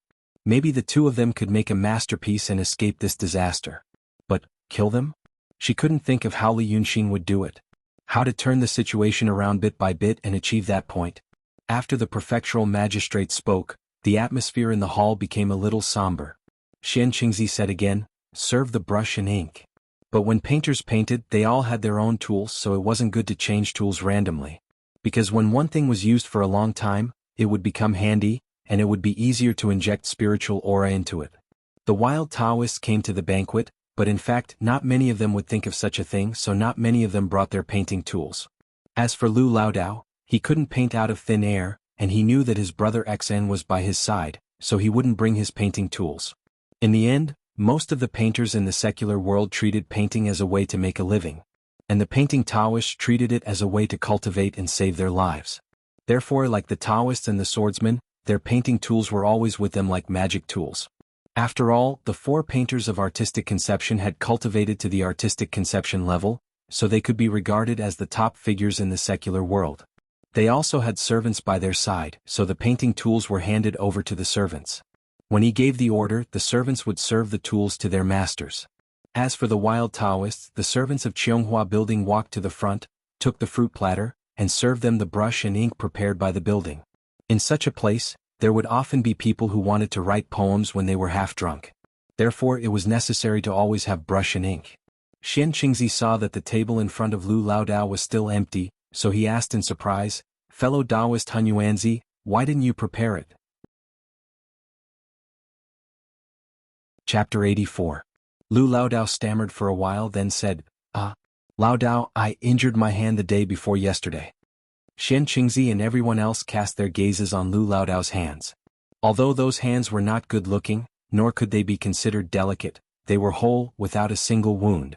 Xian Qingzi laughed and said, "Fellow Taoist, you must be joking. How does this look like an injured hand?" "Master, it's an internal injury." Li Yunxin knelt beside Lu Laodao and said sadly, "Previously my master encountered a dog on the street. That dog barked at my master. My master ignored him, but that dog still barked. My master rewarded him with a slap, and in the end, his hand was injured." He then looked at Ling Kongzi. "This is truly a sad story." His tone and mannerisms were serious, but they were also a little jumpy. Xian Qingzi's expression turned cold, and he was about to flare up. However, Ling Kongzi laughed softly. "Fine. Interesting. Then don't do it for him." Hearing Ling Kongzi say this, the eyes of everyone at the banquet dimmed. But when they heard her next words, their eyes lit up again. Ling Kongzi pointed at Li Yunxin. "You do the killing intent. If you do, I'll agree to one of your requests. If you can't, I'll make things difficult for you." Li Yunxin blinked, appearing very troubled. "This kind of rare scroll is very difficult." Xian Qingzi hurriedly straightened his face and coughed. No, he was going to laugh. He was laughing at this kid. He was used to being naughty and mischievous in the marketplace, and he followed that Lu Laodao, so he had not seen the world. How could he smile mischievously and roll on the ground and act obedient in this kind of situation? What kind of expert was Fairy Ling Kong? Seeing how he had no respect for his elders, and how he did not care about his status and etiquette at the banquet, how could she not be angry? Right now it was obvious. A rare scroll. He himself, Xian Qingzi, might not be able to create a rare scroll in his lifetime, and that Lu Laodao was even less capable, much less a little Taoist boy like him. He leaned forward slightly and said to the prefectural magistrate, "The fairy is angry." "Yes." The prefectural magistrate frowned. He glanced at Lu Laodao and Li Yunxin. "You old thing, you wanted to vent your anger, but you ended up angering that expert. Be careful not to take it out on him." Xian Qingzi smiled. "I know what I'm doing. But we can't let these two walk out of this building unscathed. That Laodao usually uses our name to swindle people. Seeing that he's just a poor man trying to make a living, I don't care about it. Today this brat really doesn't know life from death. If I don't get rid of this kid, I won't be able to get rid of the hatred in my heart. When he grows up, he will definitely be a disaster." The magistrate waved his hand dismissively. "It's been more than 10 years, but you're still so impatient." "But if that's the case, why did he come to this banquet?" Xian Qingzi smiled disdainfully. "Previously, I also thought of this, so I didn't bother with him. I'm afraid he has a secret background that we never knew about. Today, seeing him like this, seeing that Peijuzi again, do you not understand? It's a pity that the first grandson of the nation's master, Dao Meizi, is like this. Look at him now at that banquet, his face is a fool. I heard that he only has female charms. Last night at Gathering Guild, that Miss Huxin?" Miss Huxin is him? Isn't that so? She spent the night with him and then she suddenly died. This Peijuzi, one look and we know he's a good for nothing. He must have heard some common folk joke about the 5 concepts and treated it as the truth. Really, AI. Hearing his words, the prefectural magistrate glared, his heart pained. He muttered, "AI, it's my fault. I wanted to take the Huxin long ago." The two of them whispered to each other, then looked at Ling Kongzi, only to find that the fairy was looking at Li Yunxin and didn't make a sound. They could see her face, but they couldn't see her face clearly, They all thought that it was an immortal's method to cover her face. Thus, they thought that this immortal was truly angry, and was about to send down lightning. On this side, the fairy indicated that she wanted the little Taoist boy to paint on behalf of her master, so someone also brought up brush and ink. Normal brush and ink, normal paper. Even if the 4 concept painters used these tools, their works would be discounted. Let alone this Taoist boy. Xian Qingzi's heart was clear, and he felt comfortable all over. After the Taoist boy put a paperweight on him, he cupped his hands towards Ling Kongzi. Fairy Lao Dao, I heard the murderous sound of the wind and rain just now, and I actually heard a bit of murderous intent. A few days ago, I saw General Pei's formation breaking diagram, and now I have some understanding. Lao Dao, I will paint a painting for you, the murderous night rain painting. Ling Kongzi didn't say anything and only nodded slightly. Xian Qingzi said so much, and it had already attracted everyone's attention. Although the wild Taoists sympathized with Lu Laodao and didn't like Xian Qingzi's way of doing things, they knew that he had real skills. Watching a concept painter paint would also benefit a lot, so they all held their breath and looked at him. They saw that Xian Qingzi first dipped a large brush into the thick ink, and with a smack he threw it on the paper. A big ball of ink was thrown out. This move shocked everyone. What was he doing? They saw him smile unhurriedly, and then he took out another brush, dipped it in the clear water, and in that ball of thick ink, the brush moved like dragons and snakes, wildly dancing in the air. Then he raised his hand and threw the brush to the ground, stood up, took a deep breath and blew at that ball of ink. He raised his hand and lifted the painting from the mat. At this time, when people saw this painting again, they all sucked in a breath of cold air. The ball of thick ink he had splashed on earlier because of the water halo had already become thick and well proportioned. It had turned into a ball of rolling rain clouds. And in this ball of rain clouds, there were 2 ink dragons entangled and fighting, and only a few claws and scales were revealed. This painting could be drawn by ordinary people. But to use this kind of painting technique, it was really at the level of a master. What a good murderous night rain painting. Another master painter cheered on the spot. This sentence indeed wasn't flattery. But because once this painting was completed, people with a little bit of skill could see. This was a famous painting. The 2 dragons fought in that rain cloud, although the head and tail couldn't be seen, but they could feel the murderous intent in this painting. This Xian Qingzi actually made the 3rd famous painting in his life tonight. Even Lu Laodao's expression changed. Although they were opponents, he also had the heart of painting Dao. How good would it be if he could also make this painting? Li Yunxin looked at Xian Qingzi's heroic appearance with a grin, and hurriedly clapped his hands. Great! At this time, Xian Qingzi handed the painting to the servant to take, and with a face full of self-satisfaction and pride, he turned to him. Little Taoist boy, you boasted to me before. Now, with Fairy Ling Kong on top, it's time for you to make a move and let us see, right? Li Yunxin smiled. I know there are some carefree times in life, but they are very rare. For example, now, you had an orgasm in front of the fairy and now the aftertaste hasn't ended, it's very comfortable. I originally wanted to let you be happy for a while longer. Then you can't wait to court death. Okay, I'll do it too. I'll do one, perverted eating painting. Chapter 85. When he said the name, everyone was puzzled. They might not know the word pervert very well, but they knew the word eat. But how could it be used here? For example, hunting in Autumn Mountain was not called hunting in Autumn Mountain. King enjoying himself was not called king playing. The word eating was really vulgar to be used here. Even those unruly Taoists frowned. This little Taoist boy was so confident earlier. Even if he could not create a rare scroll and escape the punishment, he should not embarrass Hunyuanzi Lao Dao. At this moment, Xian Qingzi became more relaxed and magnanimous. Oh, then let us see your... As he spoke, he turned to look at the people in the audience and smiled. Pervert eating while eating? Everyone burst into laughter. Lao Dao moved away from the table and said in a low voice, Brother Xen. Li Yunxin smiled. What's there to be afraid of? Then, under everyone's mocking gaze, he knelt in front of the table and spread out the rice paper. He spread out the paper and chose a small weasel brush from the brush holder. Then he looked at the paint on the table and frowned slightly. I wear the rouge and vine yellow colors. Xian Qingzi smiled and said, Why don't you make an ink painting? It will save some effort. Li Yunxin spread out his hands and said sincerely, To be honest, what I want to draw is not colored. You don't know what it is. Hearing what he said, some people were worried while others were happy. A brilliant painter could draw vivid and lifelike even if he used ink like Shen Qingzi did just now. He would definitely not know what it is. Hearing what he said, he was more like a child who had just learned to draw. Only Lu Laodao was slightly relieved, because he realized that Brother Xian, he was playing again. He had seen Brother Xian's painting of Crown Prince Jia Wen, who had achieved great success. That painting skill was definitely not inferior to Shen Qingzi's. So, Brother Xian was good in every way. He just liked to tease people. As he teased and teased, he died from the teasing. Amidst the laughter, a manservant gave him 2 different looks. Li Yunxin dipped the brush into the ink and drew an oval plate on the paper. He hooked a piece of what appeared to be meat on the plate. Then, next to the piece of meat, he added a cauliflower, 2 beans and a few fruits. At this point, no one was talking or laughing. She was shocked by him, the thing he drew, on such an occasion. Did he think he was a child learning how to draw? How dare he do this in front of Fairy Ling Kong? Everyone was shocked to the point no one noticed that Ling Kongzi, who sat at the head, had imperceptibly straightened his back. She widened her eyes slightly and looked at the thing that Li Yunxin had drawn. She looked at him, looked at that thing and looked at him again. It was a rare loss of composure. Under such a gaze, Li Yunxin added another knife to the left of the plate.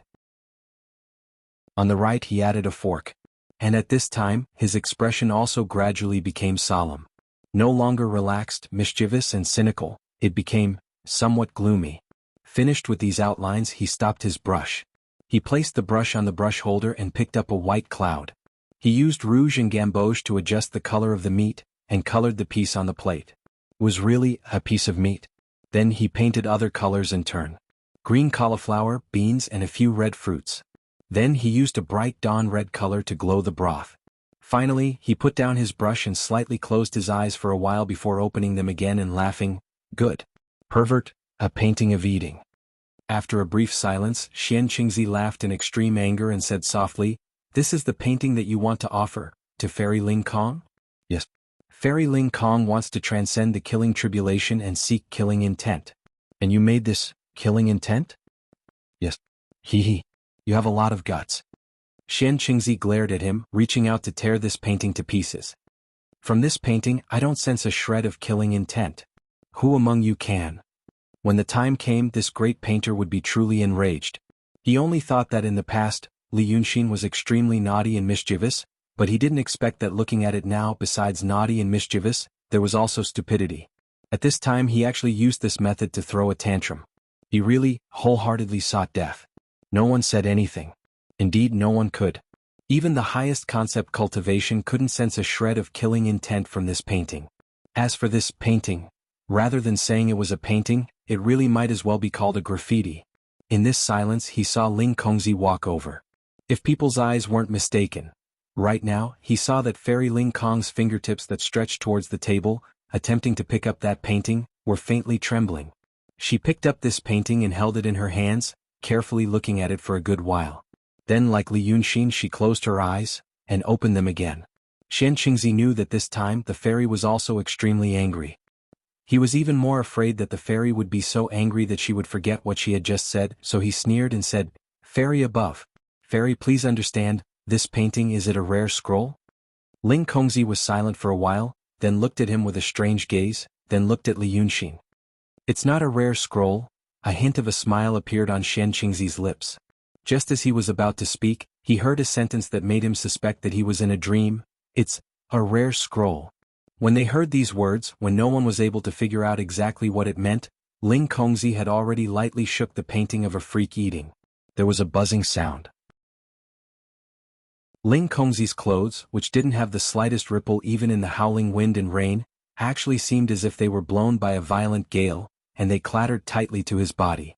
It was tangible. Violent killing intent. In an instant, it swept through the entire hall. It was precisely this tremble that, besides Li Yunxin and Ling Kongzi, everyone else was shocked by the killing intent to the point of falling to the ground, and they felt that all the feelings of terror, darkness, hatred and brutality in the world had charged into their minds like a tidal wave at that moment, causing them to almost lose their minds and fall unconscious on the spot.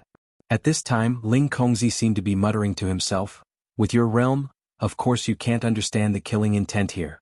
If you really did, you would also die on the spot. My killing tribulation. It has already passed. Then she placed this precious painting on the table again, and knelt in front of Li Yunxin. She looked at the clear and bright eyes of this youth and asked softly, "You must have also passed the killing tribulation, that's why you made such a rare scroll. How did you pass the killing tribulation?" Li Yunxin smiled faintly, "Personal privacy, no comment." "I know, using a painting to carry the Tao. But why did you clearly draw food, but why did you give birth to killing intent? That's also personal." Ling Kongzi was silent for a while. Then he asked again. "That person, is he still in this world?" Li Yunxin tilted his head and thought for a while. "Who is he?" Ling Kongzi's voice reached his ears, and he knew that only he could hear it, "The art saint." He sighed and said sincerely, "I don't know."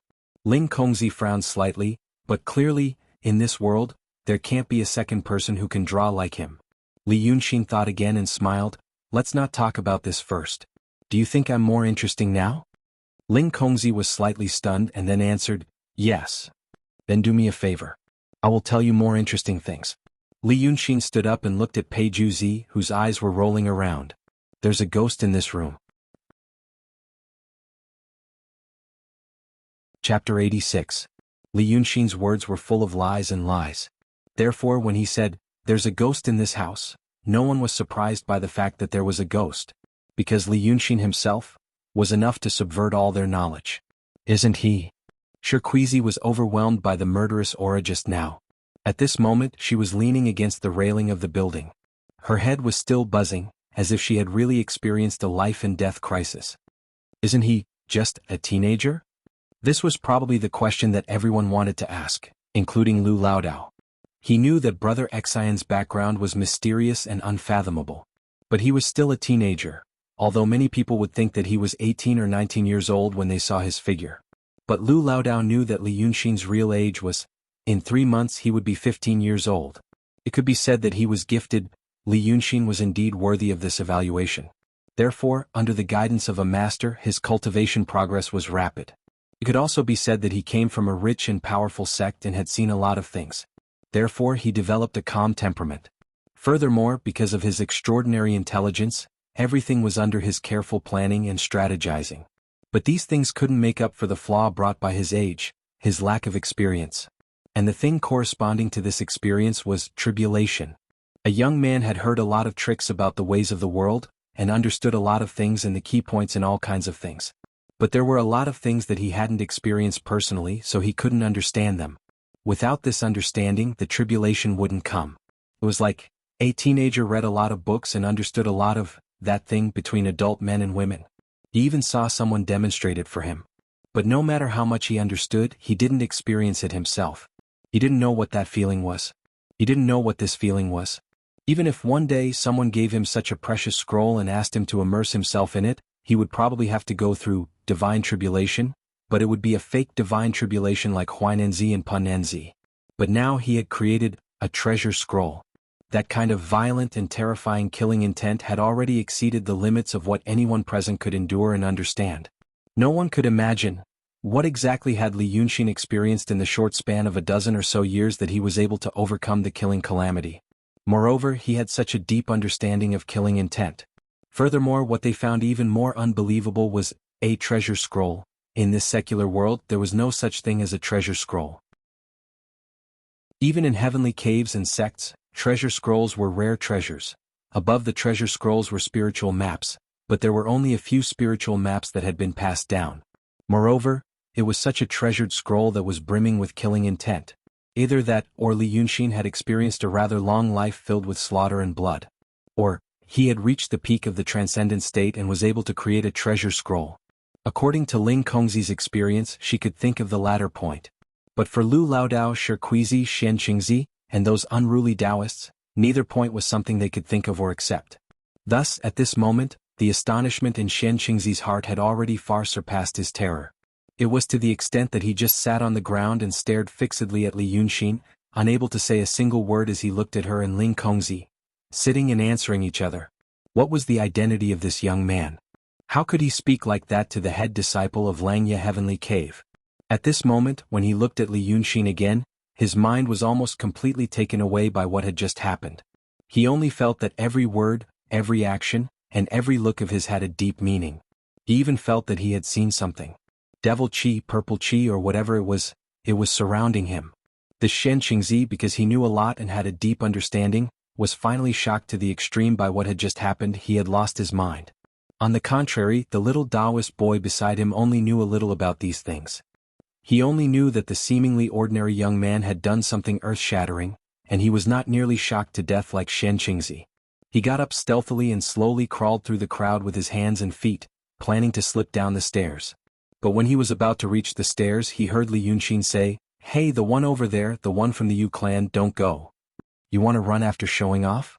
You really know how to F***king play with excitement." The little Taoist boy's body slightly stiffened, and he broke out in a cold sweat. He gritted his teeth and slowly turned his head to look.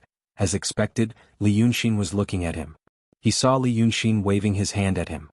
"You come." At this moment, almost no one spoke for him. This little Taoist boy had seen the world, and he knew that it was best to be obedient at this time, not to make people more irritated, so he walked over without saying a word. His heart slightly moved, and he pretended to be neither servile nor overbearing. His eyes were slightly lowered, but it did not look like he was going to lower his head and admit his guilt. Unfortunately, Li Yunxin did not care about his expression. He was pretending to be blind. But he heard that Ling Kongzi was talking to Li Yunxin at this moment. The latter was distracted when talking to this fairy, and stopped him. "I said I promised you one thing, is that all you want?" Ling Kongzi looked at him seriously and did not look at Pei Juzi. "Catching ghosts. What else could it be? Do you know why I came to the city of Wei?" Ling Kongzi looked into Li Yunxin's eyes. "If I'm right, it's meaningless. If I'm wrong, I might be cheated. So I'm not going to say it." Ling Kongzi sighed. "You don't have to be like this. You have a treasure in your hand. I came for that treasure. I couldn't find you at first, but I knew that 3 cultivators had died, so I followed them all the way here, and then I found another surprise. You have to know, I originally wanted to take you back to the mountain. But I said before that I promised to do one thing for you, and I will definitely keep my promise. This is also a part of my cultivation. So now your request, is it really to catch the Ghost King? Also, why don't you try to escape?" Li Yunxin was originally sitting upright. But now, after listening to her words, his whole body suddenly became relaxed, as if he had given up on something. He shook his head and sighed. His voice became helpless and low, as if he had made up his mind, but still felt uncertain and extremely painful. "Do you remember what I said to you when we first met?" Li Yunxin's eyes seemed to be filled with sorrow and exhaustion, like a martyr who had walked thousands of miles and finally gave up on his ideals. "You." Ling Kongzi sensed Li Yunxin's strangeness. She frowned slightly, not knowing why he suddenly became so depressed. "You mean, communism?" Not only Ling Kongzi felt that he had lost his strength, but other people, as long as they were good at observing people's words and expressions, would also think so. But there was only one person, only Lu Laodao.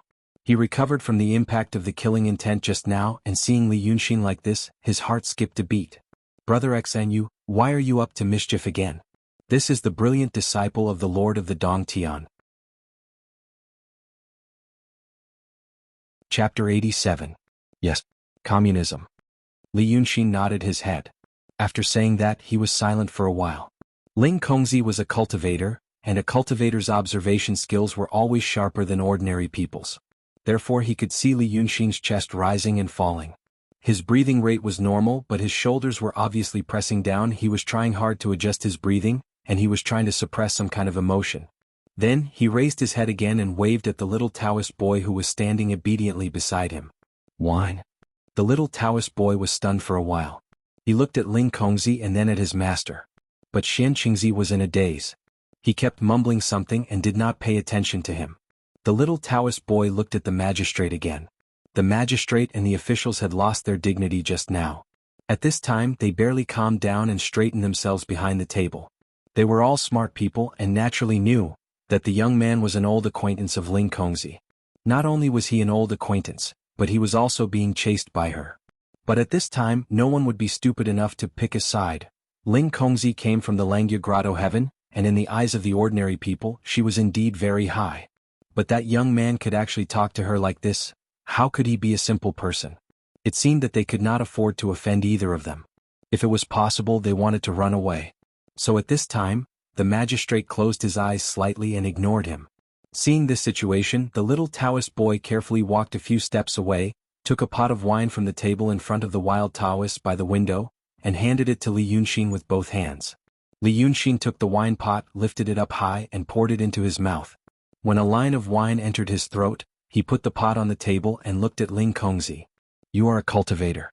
You seek the great Tao, seek longevity, and now you have reached the transcendent state. Why?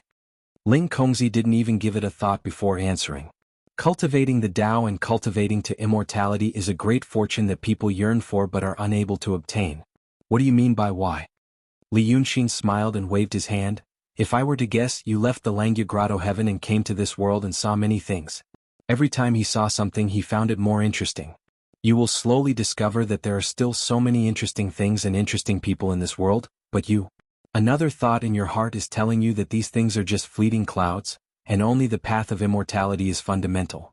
Now these two thoughts are slowly fighting fiercely in your heart. You are gradually feeling the pain, aren't you? After listening to his words, Ling Kongzi pondered for a moment. Although I don't know why you are saying this. No. I've long known that the greater thousand worlds are more interesting than the lesser thousand worlds, but this thought doesn't make me feel any pain. This is the scariest thing. Li Yunxin sighed. The thought is in your mind but you don't face it. It's not even that you force yourself not to look at it, it's that another consciousness in your heart doesn't want you to look at it. I used to be just like you.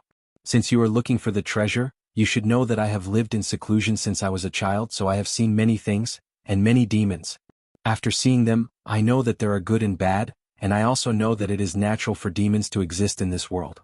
Demons harm people because they don't have a sense of right and wrong. Just like humans harm chickens, ducks, pigs and dogs, to them we are also demons. Some great demons have many devotees and will only grow stronger.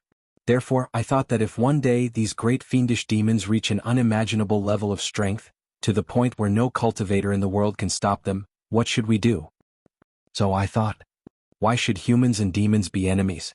Why can't we educate them, accept them, and let them become a part of us?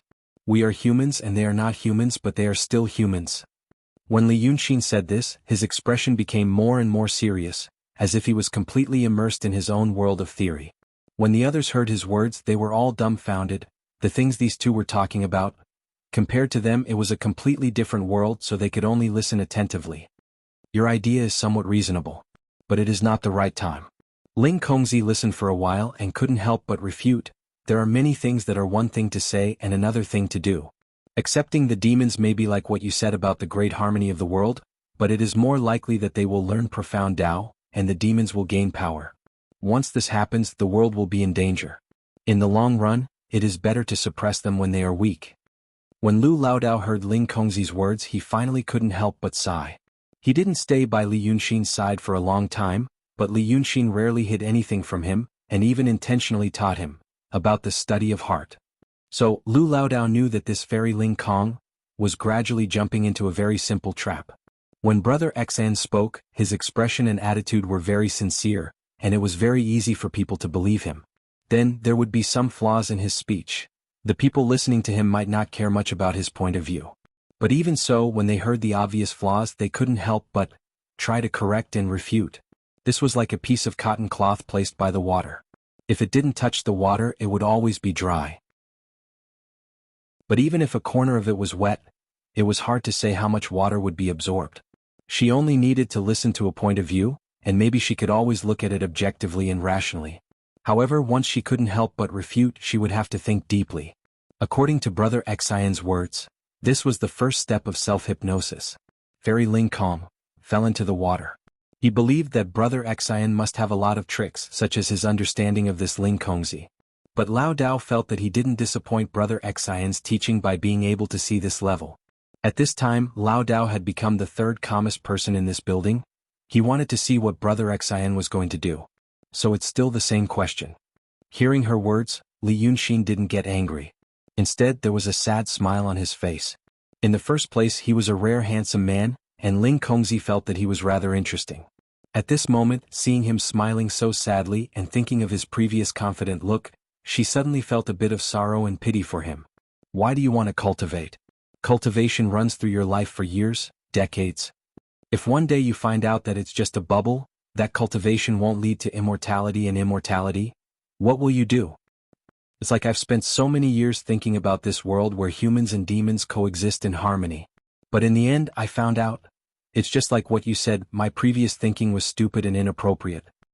He threw away the empty wine pot and sighed. I boast that I'm smarter than others, but I've always neglected a problem. For a change, the old aristocratic class is the biggest obstacle. And my previous mistake was that I wanted to initiate a top-down reform. But now I realize that if we don't clean up those rotten and backward big demons, they won't walk into the garbage dump of history. Chapter 88. Hearing his words, Ling Kongzi's voice suddenly changed. So, you know the second reason why I came to City of Wei? Of course Li Yunxin didn't know. But his expression didn't change. Of course I know. Otherwise, why do you think I did so much today? I was also preparing for that thing. Preparing? What you did today? Yes. You asked me why I didn't try to escape. Now you should know why. He lied without changing his expression. If someone put his hand on his chest, he would find that his heart didn't even beat too fast. Ling Kongzi was silent for a while. Then he said, so you are going to help me. But everything you have done before will be in vain. Can you let it go? Ling Kongzi thought he knew what Li Yunxin was talking about. But Li Yunxin didn't know what Ling Kongzi was talking about. He had too many secrets. Any one of them would probably match Ling Kongzi's words. So he used his trump card. Ling Kongzi, this woman, used a magic weapon to cover her face. Most people who did this had a strong sense of self-protection. This kind of mentality would never be formed in a happy environment.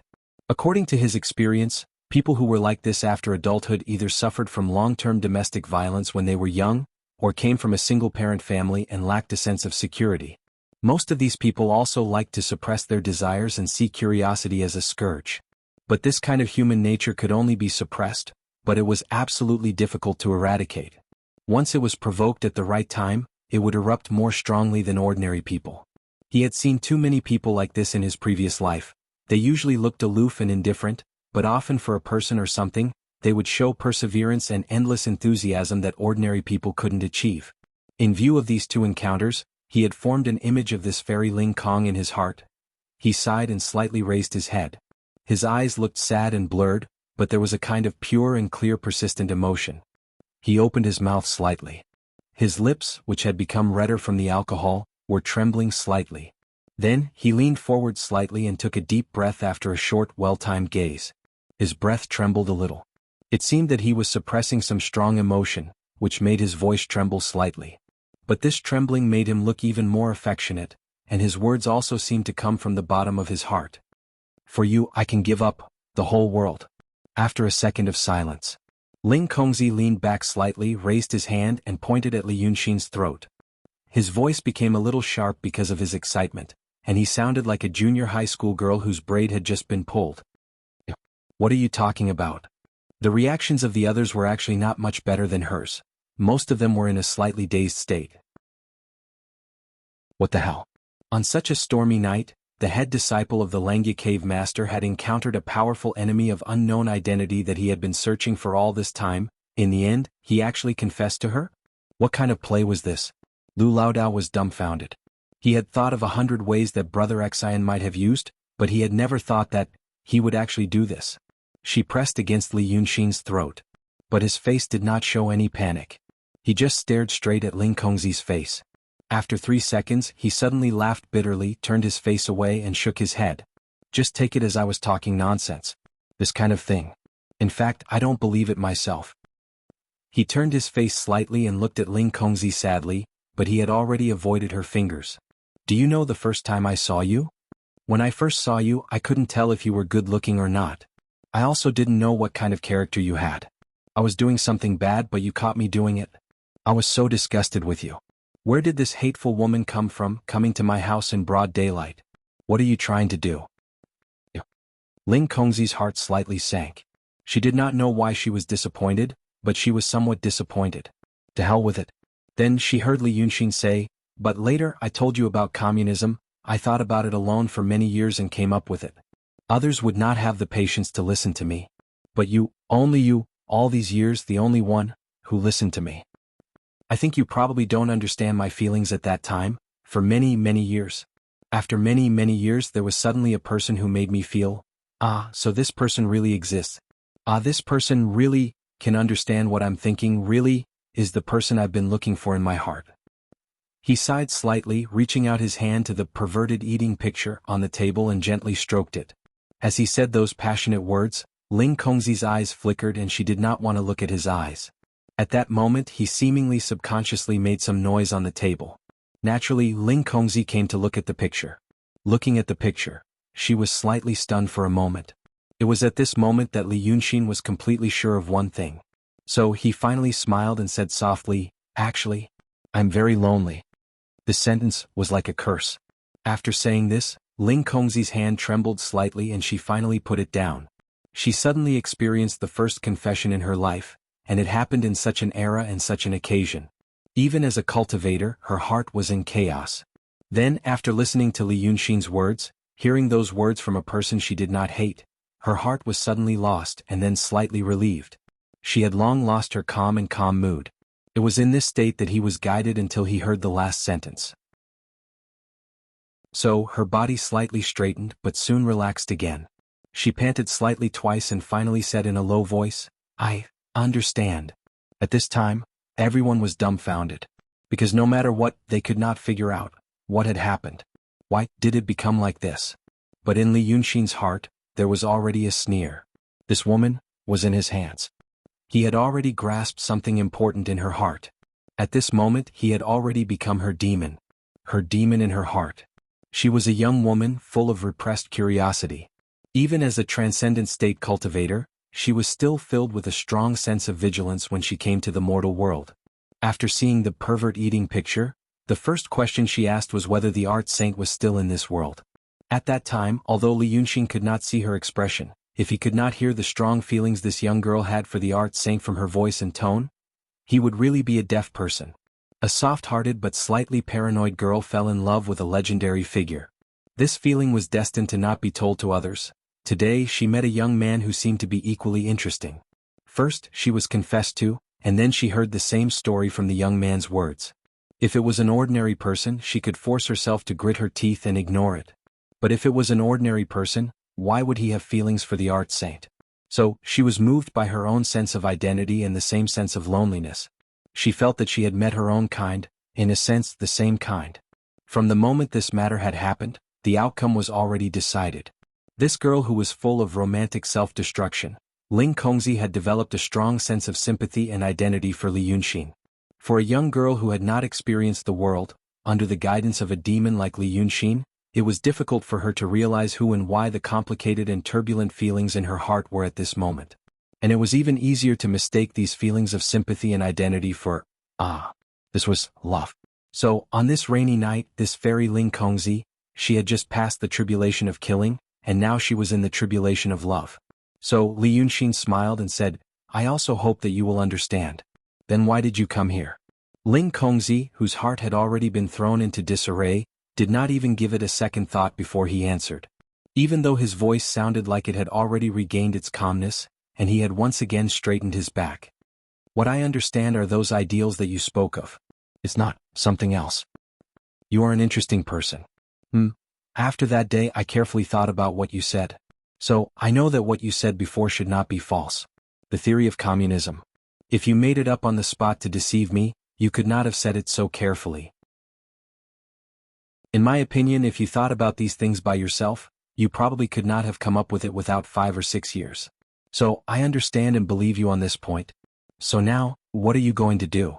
I want to get rid of that dragon son. What are you going to do? In fact, everything that Li Yunxin had built tonight was built on a foundation. He had told Ling Kongzi about his ideal. Although the so-called transvestite communism was just a nonsense he had made up to deceive her when he first met her. But no matter how this theory was criticized, despised, or pursued at that time, after all, it was also a person who had spent decades of effort to come up with it. Just because a smart person like Ling Kongzi could see this point, she took it for granted that Li Yunxin had really spent so much time and effort on this idea. Based on such a premise and foundation, the following words, the words of despair and disappointment, would make him believe Li Yunxin's frustration and desolation even more. Just like what he said, if one day he found out that the path of immortality he had been cultivating was nothing, what kind of pain would it be? She no longer doubted, or rather, she no longer doubted. Finally she said her purpose. To get rid of Dragon's son? Li Yunxin was slightly stunned in his heart. This woman wanted to get rid of the ninth young master. So this was her other purpose. Damn it. If he had known this, he would not have spent so much effort on her. Wasn't it to provoke her to fight with that demon, so that he could benefit from it and escape unscathed? But this kind of surprise was better than nothing. He smiled. You should know what I would do. The big demon I mentioned just now was referring to him. He and I used to be friends. Li Yunxin smiled bitterly. I used to try to do what I wanted to do through him. But gradually I realized that he was not a good candidate. He killed 2 swordsmen of the Lingshu sword sect in Huainanzi. I wanted to live in seclusion in the city of Wei, but he killed Li Yaoxi. Hearing this, the magistrate and the other 3 prefectural magistrates all opened their eyes wide. This matter was related to them. His temperament was too surly. Many times he would suddenly become a beast. Even as a friend, he didn't recognize him. Li Yunxin shook his head slightly, seeming to be distressed. I had planned to use the jade slip of enlightenment to do something more meaningful. But he knew it and took it away. At this point I had to break up with him. That's why you saw what I did in the Qiao family. I wanted to start with those small demons. I thought that since the big demons were brutal, I should get rid of them. Many of those small demons were doing good things. There are so many temple attendants in this building, and most of the people in the temples are worshipping those demons. The jade slip of enlightenment is really in your hands. Ling Kongzi was a little stunned and sighed in a low voice. It's not in my hands now. You shouldn't have touched it. Alas. Ling Kongzi still shook his head. She thought for a while and said in a low voice, after I get rid of Long Sun, you go back to the mountain with me. Li Yunxin thought for a while and took a risk to ask a question. Why do you want that jade slip? I mean, how important is that thing? Ling Kongzi was silent for a while. She slowly raised her hand and hung it in the air. She wrote the word lost and quiet stroke by stroke. Then she flicked her finger. The 2 words flashed in the void for a short moment like lightning and then disappeared. The next moment, everyone except the 2 of them was silent, as if they had lost their minds in an instant. She let out a sigh of relief and looked at Li Yunxin. She said word by word, the 2 sages haven't ascended yet. It's because they are waiting for it. They are waiting for someone to open it. Chapter 89. After Ling Kongzi said this, Li Yunxin knew that he could not return to the mountain with her. If it was an ordinary treasure, it would be fine. But since the 2 sages were waiting for something related to their ascension, he was not sure what the others would do. But he knew that if it were him, he would not allow the person who knew this secret to live freely in this world. It was not necessary to kill him, but it was something related to ascension. Waited for 1,000 years? Or 2,000 years? The art saint was here 2,000 years ago, and only 1,000 years ago. It's been 1,000 years. No one has been able to open that jade slip after such a long time? Li Yunxin frowned slightly. The art sect existed for 1,000 years, right? The art saint didn't have a successor? Since you've seen the jade slip, you should know what the words inside are like. Ling Kongzi was silent for a while. Her voice suddenly became steady.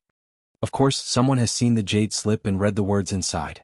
But the meaning of the words in the jade slip is very deep and obscure. The words themselves are simple talismans used by the ancient sages. Some of us are proficient in these words, but we need more people to work together to study it. So we need you too. It's not a bad thing to go with me. Oh, I see. Li Yunxin raised his hand and rubbed his forehead. He seemed to have a slight headache because of the alcohol and excitement. But in fact, the hairs on his body were already standing on end. He raised his hand to conceal the subtle fluctuations on his face that could be detected by the other party. As if he had suddenly seen a ferocious beast or a venomous snake that was about to pounce on him, a chill suddenly erupted from his bones and instantly spread throughout his body. That sentence just now was not right. Ling Kongzi's current state was not right either. She seemed to have suddenly become a different person. He could not read her tone. If it could be said that Ling Kongzi had been penetrated by him and his entire inner world was exposed in front of him, then at the moment when they talked about the jade slip of illumination, it was as if an alarm in her heart had been triggered. Her subconscious was instantly armed by some powerful force, forming an unbreakable mental defense. Someone or something in the past had given her an extremely strong psychological suggestion. This strong psychological suggestion established an alarm mechanism in her heart. Once something or someone triggered this alarm, she would become abnormally calm and steady. In that instant, she broke free from Li Yunxin's control over her. However, under such circumstances, Ling Kongzi didn't seem to know. She herself didn't seem to know that the alarm in her subconscious mind had been triggered. She said, "Since you've seen the Jade Scroll, you should know what the words inside are like." Li Yunxin had seen it before. Therefore, he knew that the words inside were words that everyone in this world could understand. She also said, "Of course, some people have seen it but they couldn't read it. If someone had seen it, it was impossible that they couldn't read it." What he could see in his current state were some cultivation methods, written in the words of this world.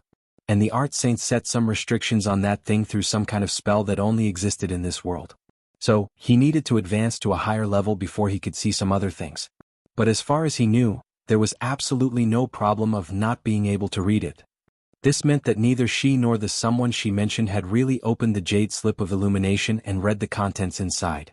She told a lie that was easy to see through, but once it succeeded, it was a very effective lie.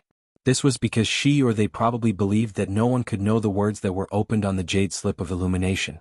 So, she could make up some nonsense about simple talismans used by ancient sages. Since many masters like Dao Tong and the Grotto Heaven had not seen it, then Li Yunxin should not have seen it either. Li Yunxin should not be able to open the jade slip of illumination. Then Ling Kongzi was deliberately and casually hinting to him, "Of course we know how to open this thing. And we have even read it. Whether you can open it or not, whether you can read it or not, we can. And now we are very happy to accept you as one of us." If it was any other person in this world, they would probably have been tricked. This woman's thinking level right now was simply gone on a rampage. Li Yunxin gently took 2 deep breaths, allowing herself to return to a rational and sharp state. In this Baohua gathering he had done many things and laid many traps. Now he was trying to find a way to get out of this dangerous situation as soon as possible so that he could have a chance to make a long-term plan. After 2 seconds he put down his hand and raised his head again. He smiled and said, "Okay. I will go with you. In fact, I have already made this plan." He looked at the people in the hall who did not look, hear or move and pointed at Lu Laodao beside him. "I did so many things today, first for you and second for him. It's the same with this painting. I think I should show some of my value.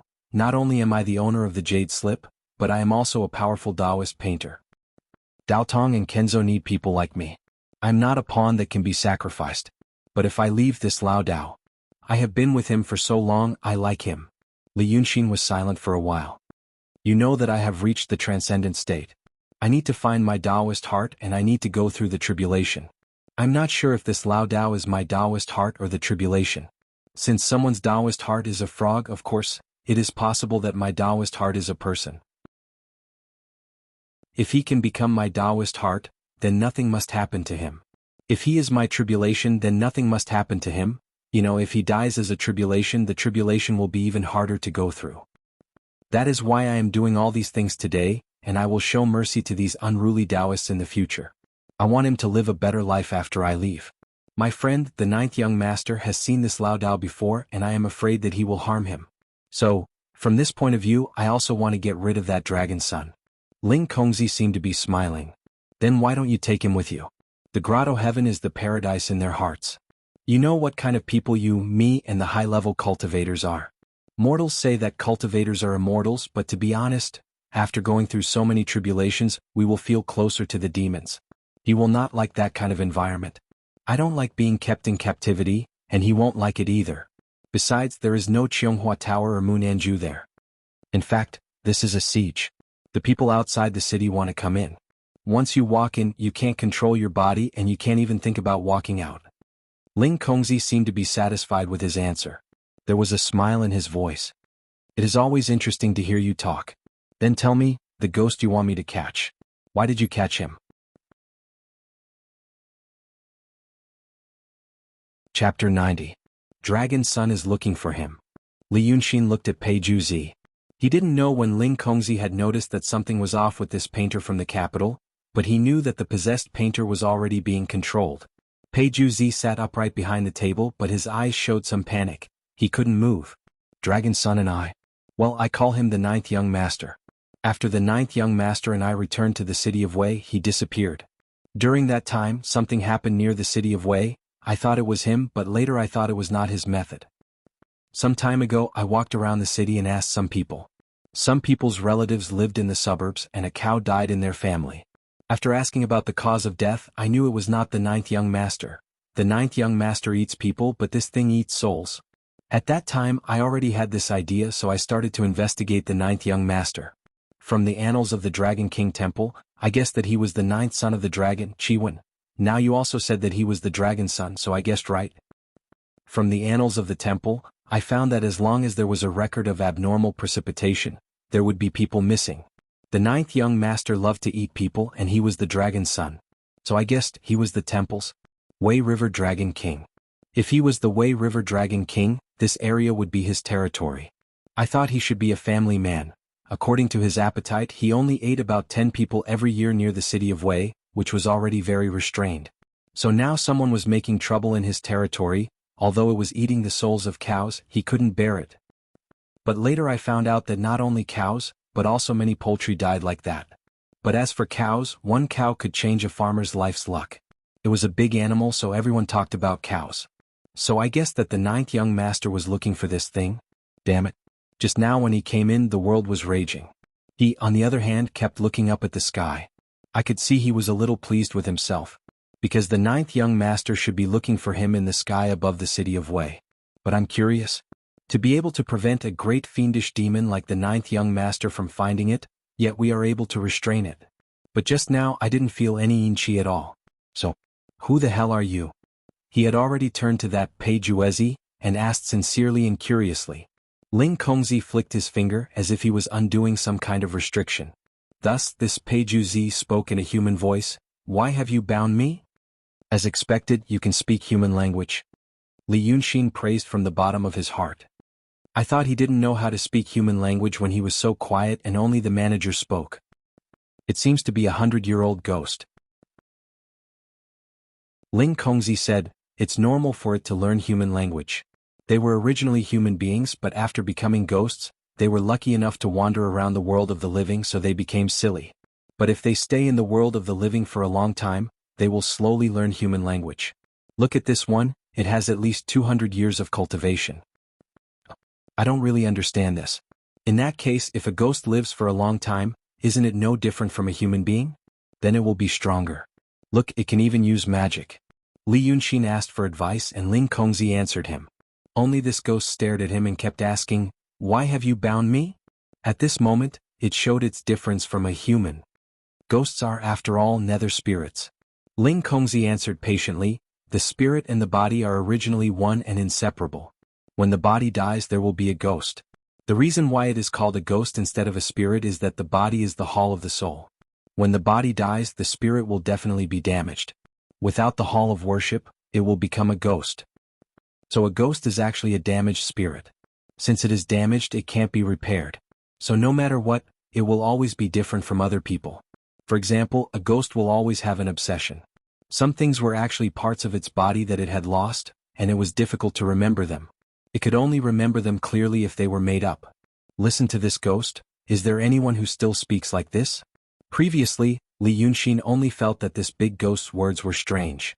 Now that he heard Ling Kongzi's words, he realized that it was indeed different from other people, different from the people of the current era. In Li Yunxin's eyes, the Daqing state was an ancient society with a strict hierarchy, but the atmosphere was actually more open-minded. For example, a girl like Yin Shuero, who came from a relatively well-off family, could show her face on the streets every day, and people didn't find it inappropriate. As for etiquette and speech compared to the previous dynasty, it was much more vulgar.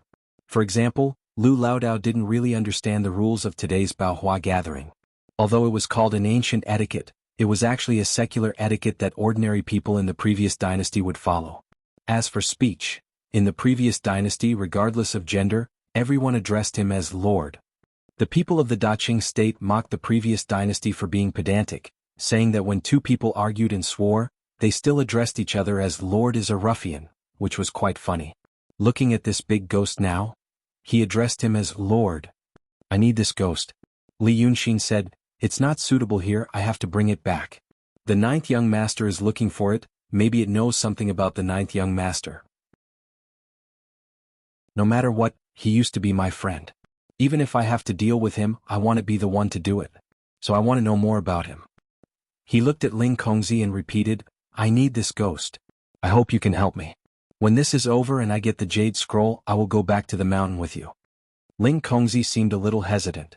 Just now, Li Yunxin led the topic to the big ghost, and asked her some topics that could effectively make her relax. At this moment, her guard was down again, and the hints that Li Yunxin implanted in her heart gradually gained the upper hand. She tapped the back of her hand twice with her slender fingers and suddenly asked, You can make a treasure like the freak-eating painting, which means that your cultivation is about to reach the peak of the transcendent state. I know that Taoist Danqing is not good at fighting, but I feel that something is wrong with your breath. Because I fought with 2 swordsmen from the Lingshu sword sect. At that time, I didn't have much contact with people from the Daotong and Kenzo sections. The 2 Taoists had powerful talismans on them, and they sealed my ocean of qi and mountain of snow. Until today, I can only use a little nature essence. You're right, Li Yunxin said honestly, but why would 2 swordsmen from 2 sects come to my house to look for me, and they are only at the emptiness realm?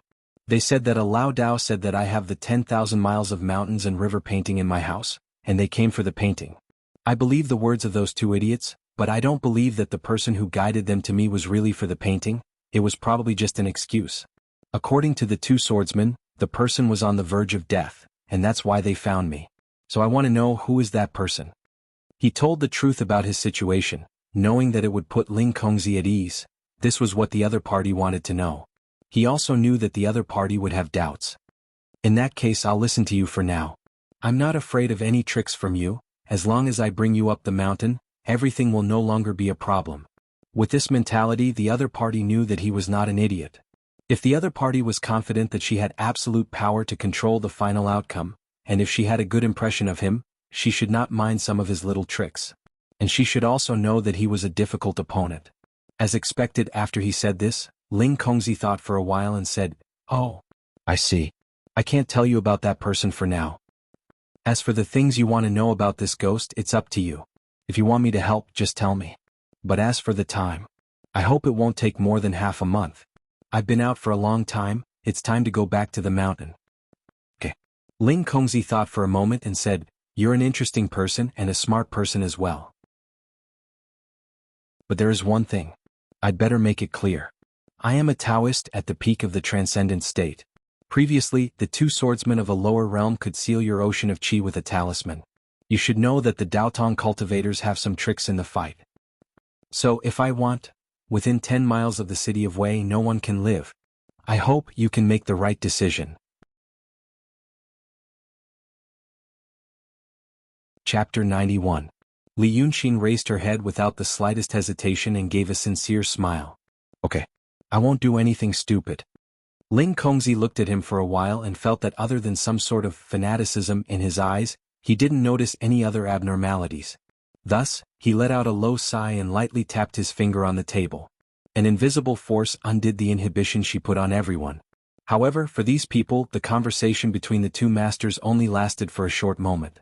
They were ready to listen a moment ago, but in the next moment, they were already sitting opposite each other in silence. There was a final clap of thunder outside the window. Then the rain stopped and the wind stopped. Even the slowest people realized that they were just used by the immortals, but they didn't know what happened between the 2 immortals. Fairy Ling Kong stood up and said, This person is no longer a human.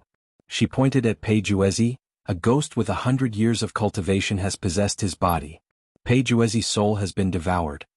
Then she turned to Li Yunxin, This is a Taoist friend of my Langya cave. There were some misunderstandings before, but they have been cleared up. This ghost will be taken care of by him from now on. But if the steward of the Qin's mansion has any objections, you can ask me. The steward beside Pei Juezi was dumbfounded. He couldn't believe that his master had become a possessed ghost. He subconsciously waved his hands. I don't dare. He didn't have the courage and qualification to ask Fairy Ling Kong. This person. What's your name? She looked at Lu Lao Dao again. I'm a Hunyuanzi. Oh. This Taoist Hunyuanzi is a friend of my Langya cave. He will live in the city of Wei in the future. But don't underestimate him. The ones who had the authority to agree on this matter were the magistrate and the 3 prefectural magistrates. The 3 of them nodded and agreed. They only hoped to end this Baohua gathering as soon as possible and get away from this woman. But what she said next made their hearts tighten. It finally came. In that case, I said before that I was going to face the killing tribulation, and I have already done so.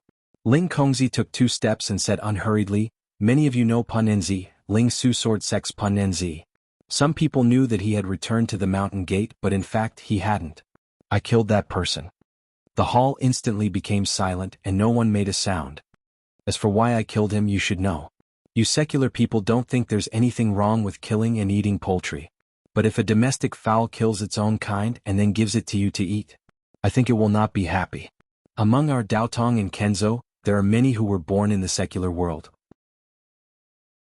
When the celestial beings passed down the Tao ancestors' heavenly heart Dharma, they also said that they had to pity the people of the world and protect the people of the world. Therefore, the first commandment of the Daotong Kenzo is to not take the lives of mortals unjustly. Some scum colluded with the people of the secular world and used their mortal lives to transcend the tribulation. If I see such people, I will kill them. And the few of you here should know what Panenzi did. I think you even helped him. Fairy, we have our difficulties. Seeing that things had reached this point, the magistrate no longer cared about his face and cried out in grief. The magistrate's cry made the 3 magistrates kneel on the ground and kowtow. Xian Qingzi's situation was even worse. He was originally sitting with his eyes fixed on the ground, but now his body softened and he collapsed. Difficulties? Then tell me. The magistrate was startled and hurriedly said, Fairy, please understand. Although the Ling Su sword sect is not a big sect in your eyes, in the eyes of the secular world, it is a real celestial sect. Our Daqing state also has a law that says that when celestial sects do things in the secular world, local officials have no right to interfere. This is the rule on the surface, but when it comes to the local areas they can only be more cautious. The celestial masters are aloof, and their temperaments are different from us mortals. If they have a request, who dares to disobey? We are saying. You are saying that the Ling Su sword sect forced you to do this. The magistrate was startled for a moment, and sweat appeared on his forehead. As a 4th-level official, how could he not know the meaning behind these words? He might be involved in the internal strife of the celestial sections. Oh, you think you are involved in the internal strife of the celestial sects? But at this moment, Ling Kongzi actually said what the magistrate was thinking. The magistrate was even more startled. If it wasn't so, then what was the reason? Was it really just because the Ling Su sword sect killed the secular people? Fairy Ling Kong killed her fellow cultivators. However, Ling Kongzi only smiled coldly and ignored him. He pointed at the 4 officials and the 3 painters. The 7 of you surrender in 3 days. You, as the magistrate, will interrogate them and then interrogate yourselves.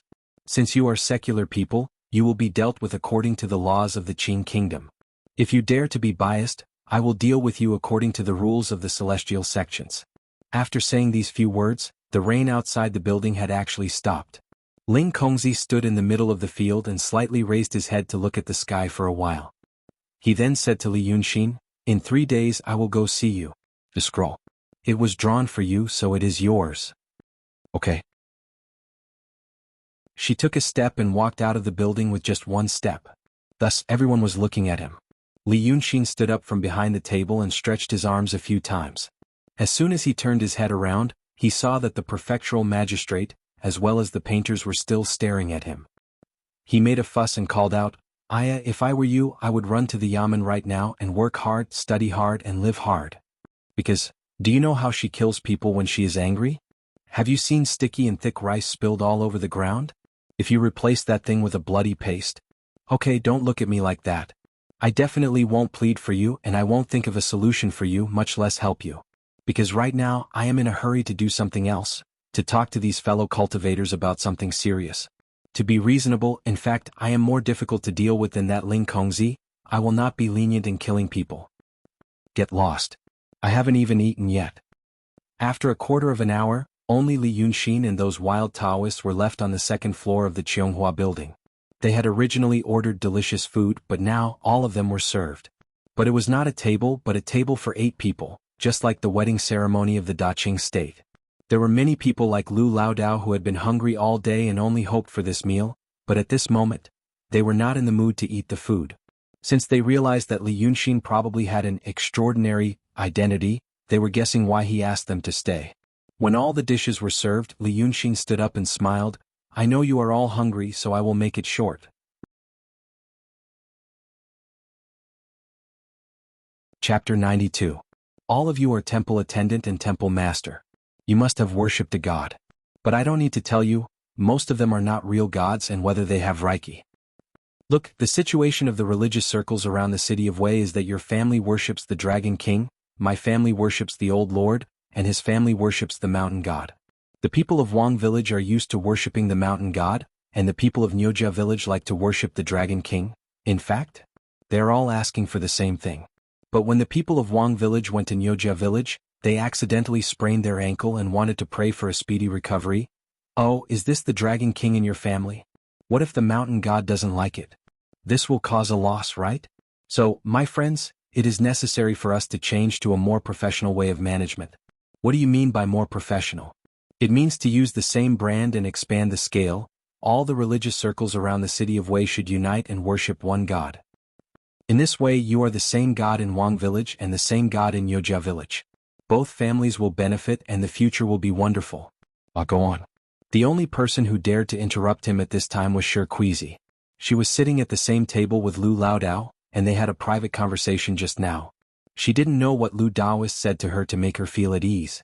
Now, when everyone was listening to Li Yunxin with a lot to say, she asked a question. Yunxinzi, fellow Taoist. She stood up and made a Taoist salute seriously. I can understand a little bit of what you said. But, most of our temples and Taoist temples have been around for a long time. After a long time, maybe several generations of people around here are worshipping the same temple. Even according to what you said, if we change the god's position, the nearby believers. Okay. This is indeed a problem. Li Yunxin pressed her hand down. After thinking for a while, he sighed, but my friends, think about another problem. There are immortals in the world. 2 saints after all. Not to mention the 2 sages, even the profound realm and true realm Qi warriors are more powerful than these mountain spirits. And then there's Black Bai Yanjun. He's a real deity. Why don't you worship them? Because, it's useless. Li Yunxin spread his hands and tilted his head. Worshipping the twin sages? It's not like the twin sages will run over to help them find the lost chicken. Bai Yanjun, your life will still be taken.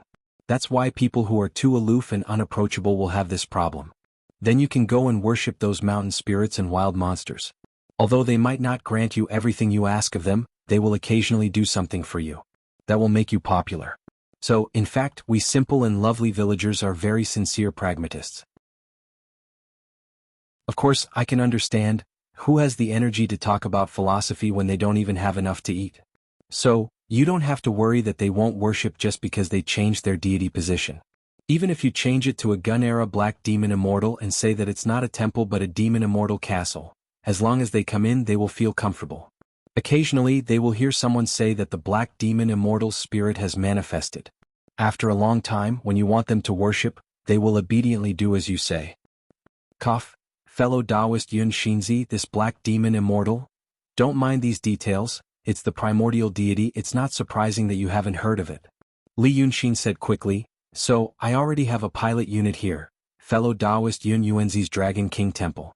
It was originally a statue of the Dragon King of the Wei River, but we replaced it with a statue of Crown Prince Jiawen and a statue of a Dragon Lady.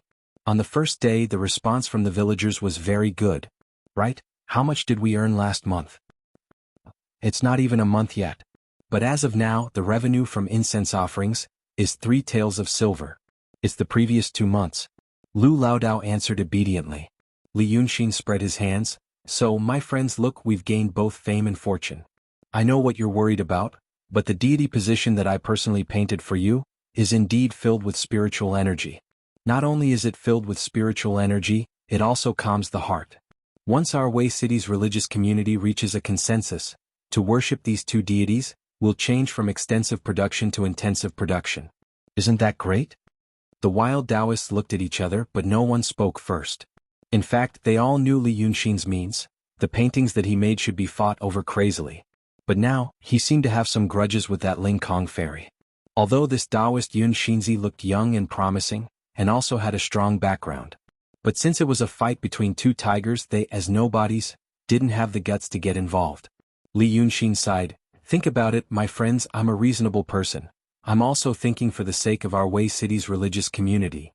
Seeing that his tone had softened, a Taoist said tentatively, fellow Taoist, alas, in fact we're already flattering you by calling you fellow Taoist. But to tell you the truth, your current situation, alas, we're thinking that this matter isn't urgent. We'll wait until the matter between you and Ling Kong is settled. When he said this, many people finally showed a look of agreement. I see. Li Yunxin lowered his head and rubbed his hands, but quickly raised them again with a smile on his face. Then I can understand. For example, maybe we've pissed off Fairy Ling Kong by using his stuff, because high-level cultivators are temperamental in the first place, right? The Taoist nodded hurriedly. Yes, that's right. But the problem is, I'm also a high-level cultivator in the transcendent state, my friends. He spread his hands helplessly. I'm standing here and I'm telling you with a smile, come and join us. You say sorry buddy, but your future is uncertain and we don't want to. I also feel embarrassed. Aren't you afraid that I'm temperamental? He said this with a smile and then no one said anything else. The lobby suddenly became cold. Ling Kongzi didn't smile and people couldn't see her expression, so the mystery in her heart increased. But the first impression of Li Yunxin was the strongest. At first he was the Taoist boy of Lu Laodao and he was gentle and polite. But now, they could still see his expression, hear his tone, and his temperament was like a normal person. Compared to the cultivators of the intent realm and the emptiness realm, he was more like a normal person. Therefore, the reverence they had for him was reduced by a lot because of his witty words just now. At that time, when Li Yunxin said these words, they would wake up as if waking up from a dream and realize. Maybe, he also had a temper, so at this time they saw Li Yunxin put away his smile and draw something in the air with his finger. The body of Pei Juzi, who had been bound and sitting in the corner of the hall and unable to move, was like a sack that had been emptied, softly deflating. A gust of black gas struggled and roared in the air as it was pulled out from the 7 orifices of the body, and then it was put into Li Yunxin's sleeve. He didn't move during the whole process, and only stared at everyone present with his eyes. That voice, they all heard it. It was extremely sad. A chill slowly crept up everyone's spine. That's why I have a temper too. For example, I was angry just now, but you are the old man's friends, so I vented my anger on him. I pulled the ghost out of the skin. This experience is almost the same as skinning. Li Yunxin was silent for a while, and then a smile appeared on his face again. So now, do we have a consensus? What I mean is, to replace those things that you've been offering. No one said anything. Li Yunxin raised his wine cup and said happily, good. Then friends, let's toast to our friendship? After a few breaths of silence, the wild Taoists finally raised their wine cups. Chapter 93. They drank a cup of wine and then put it down in silence. Li Yunxin looked at them and sighed sadly. All right. You guys are not happy here. Then I'll go. Old Lu, keep them company. I'm going home. After he finished speaking, he turned around and slowly walked down the stairs. After he left for a quarter of an hour, the wild Taoists looked at each other. They couldn't believe it was over. Lu Laodao smiled awkwardly. In fact, Brother XN is a very kind person. Because of this, they continued to look at each other. It was already nightfall. Although the rain had stopped, it was still around 8 or 9 o'clock at night. In his previous world, this was the best time to indulge in pleasure. But in the city of Wei, it was the right time to be sound asleep. Therefore, the bluestone street that had been washed by the storm was shining under the moonlight, but there was no one around. The green trees and flowers on both sides of the street emitted a rich and fresh fragrance because of the water vapor. He stood on the street and took a deep breath. He felt that he was soaked in the sweet smell. It made him feel comfortable. Comfortable and painful. In fact, since the first day he hung the portrait in the temple, he had never experienced the feeling of no pain. The pain tormented him at every moment, causing his mood to worsen. Li Yunxin knew that this slow and irresistible change would eventually bring more problems. For example, the previous arrangement was not very delicate. The pain affected his thinking. But fortunately, both Lu Ling and the 9th young master had obvious weaknesses, and he could play with their emotions and minds. But he couldn't expect everyone he met to be like this. Lu Ling was already an exception. A cultivator at the peak of the transcendent state should not have such an obvious personality flaw, but she did. He could only understand that a genius must have a flaw, and a perfect person could not exist. So he needed to solve this problem. Playing with his mind couldn't solve everything. At least for people like the 2 sages who could step into the state of Tai Shang Wang Qing at any time, they wouldn't give him a chance to break their mental defense. What's more, he also realized that there was someone who had forcefully interfered with Lu Ling's mind. Perhaps it was something else, or perhaps it was a person. If it was a person, it was a very frightening person, as dangerous as he was. He had to make himself truly strong. At the very least, he had reached the peak of the transcendent state and passed the delusion tribulation. This tribulation had obviously affected him. His spiritual power had become quite unstable, and his thoughts had become more impulsive. He paced on the wet street, pondering and experiencing the pain he felt when he injected the power of faith into his snow mountain and ocean of chi. He slowly walked through an alley and saw that most of the houses had already turned off their lights. Occasionally there were a few households that did not turn off their lights. If one listened carefully, one could hear the sound of people reading.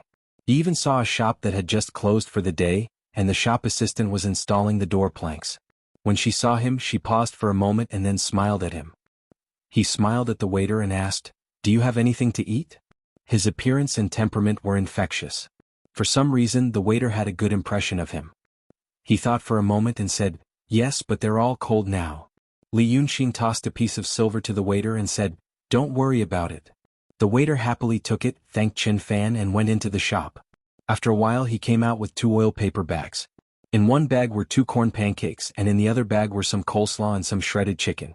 Li Yunxin took them and put the coleslaw and the chicken in the pancake. He took a bite and thought it tasted good. He had eaten at noon and it was about 9 o'clock now. He was already starving. The waiter looked at him and asked curiously, "What are you eating?" "Hamburgers." Li Yunxin said, "I don't think you don't have Rujiamo here. Haven't you seen it before?" "No, I haven't." "All right." He smiled and walked forward. The waiter said behind him, "The steward of the Liu family just came to buy some stuff. He should still be on his way. You might run into him." Li Yunxin paused for a second and turned around to ask, "Huh?" The waiter looked at him, blinked and pointed ahead.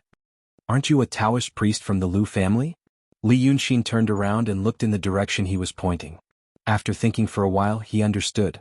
He smiled and thanked him, then turned around and continued walking. The place the waiter was pointing to should be the Liu family.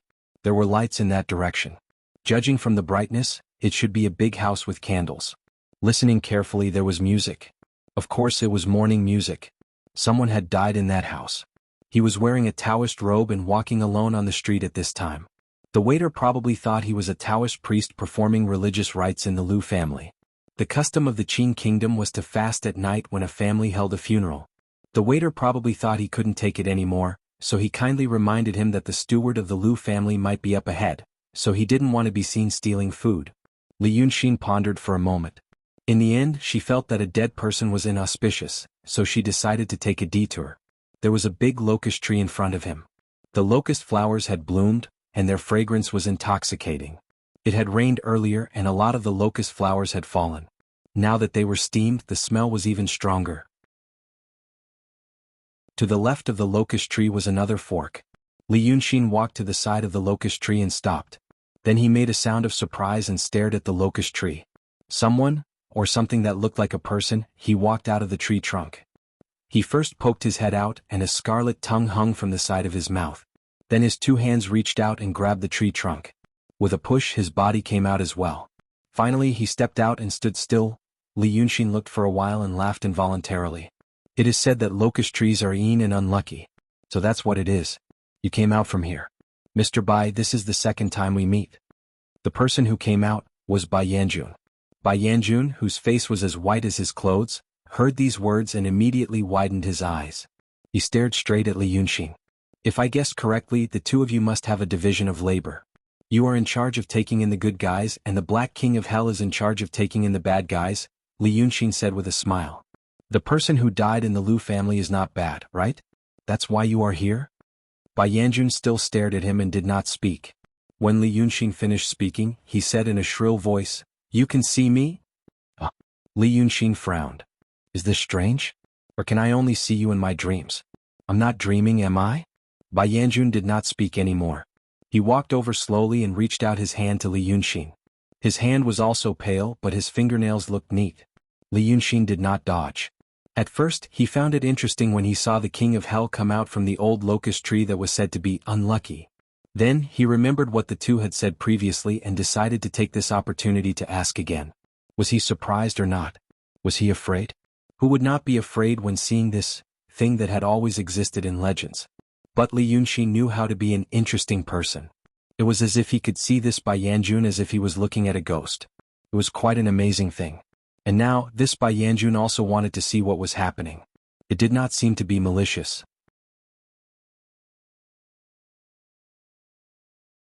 Chapter 94. Therefore Li Yunxin did not hide. Being cautious was a good thing. But if he was so cautious that he did not take any risks, it would be called cowardice. Bai Yanjun's hand, it pierced into Li Yunxin's body without any hindrance. He wanted to dodge immediately, but he forced himself to stand there, because he had an inexplicable favorable impression of Black Bai Yanjun. Most of the time, inexplicable favorable impression and sixth sense were actually the effects of the subconscious. They were not groundless. For example, when a person went out alone, he inexplicably felt that something good would happen that day. Therefore, when he arrived at the company and was notified of his promotion, he would think, "Oh my God, sixth sense. I have good luck somehow." But in fact, before this he might have already known that there would be a personnel change in the company, or a boss might have praised him, or a colleague who was proficient in insider information might have shown goodwill to him. His subjective consciousness did not summarize these things, but at the subconscious level he had connected these clues. Therefore, when he went out, he had already expected this result. People called it sixth sense. Li Yunxin did not know why he had a favorable impression of Bai Yanjun and why he trusted him. But he knew that such a subtle but obvious favorable impression should be the result of subconscious analysis that he was not aware of. His premonition had always been accurate, so he let the hand penetrate his body. He felt a burst of heat. But it only lasted for a moment, and Bai Yanjun withdrew his hand and screamed, "You little brat, do you know that you don't have long to live?" If someone else said this, Li Yunxin would only smile faintly. But now, the Yama king who was in charge of life and death said. Li Yunxin immediately frowned. "What do you mean?"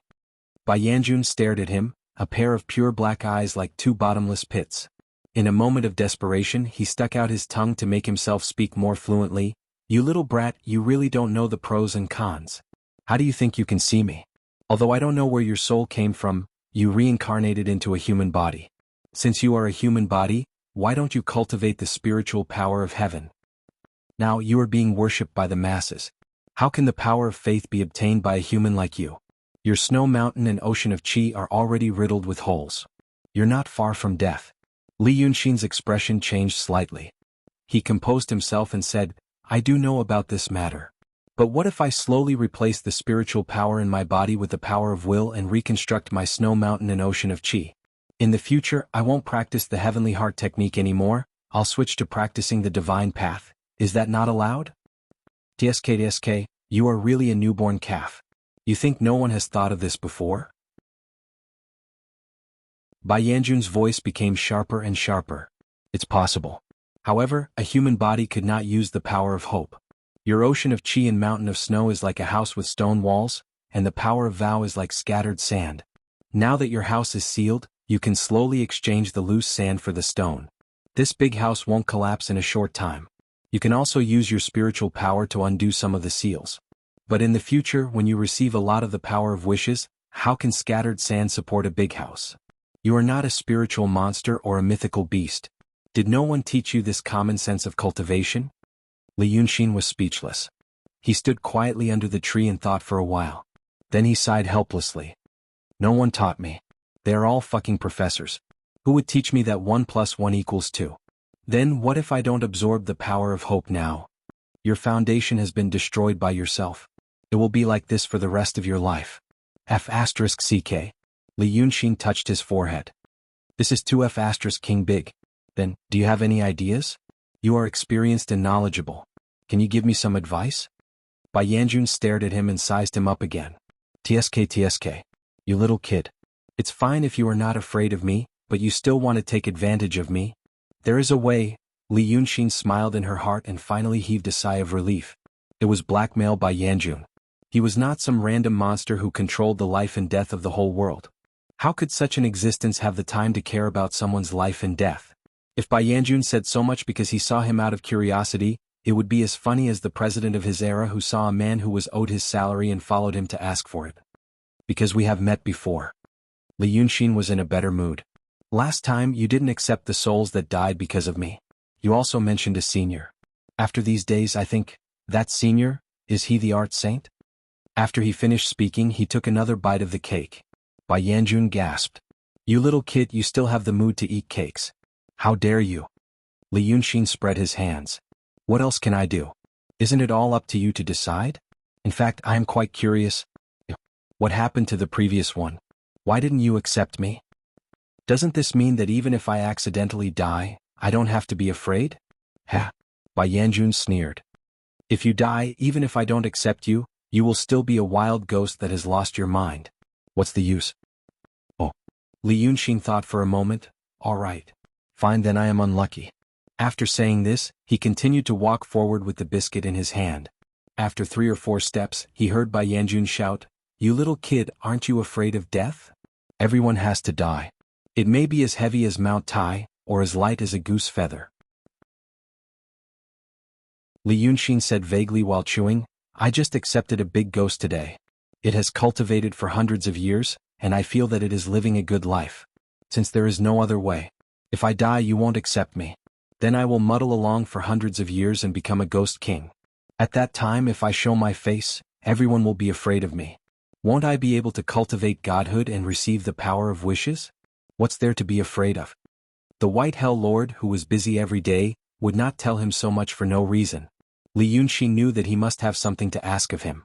This request seemed to have a condition that must be fulfilled, and that was, he must not die. This Bai Yanjun was a little silly. If he was the one doing this, the other party would definitely be filled with gratitude, and at the same time make a lot of promises. But not like now. In a flash, the White Hell Lord had blocked his path. This confirmed Li Yunxin's guess. The first time they met, Black Bai Yanjun said that he would not accept his soul, nor the souls of the people around him. He was afraid that the devil who killed the Sen Luo temple would cause more trouble. And Li Yunxin knew that to Black Bai Yanjun, the only difference between him and everyone else in this world was, his situation was very similar to that art saint. If that was the case, the devil they were talking about was most likely art saint. That senior was awesome, he actually brought him to the nether world. Li Yunxin stopped in his tracks. Ha! You are a scheming kid. Bai Yanjun said angrily, but don't think that I don't have a way to deal with you. It's just that I don't want to be distracted recently, and I don't want to trouble myself, so I won't bother with you. I know this. Li Yunxin said, so, since you stopped me again, do you have any ideas?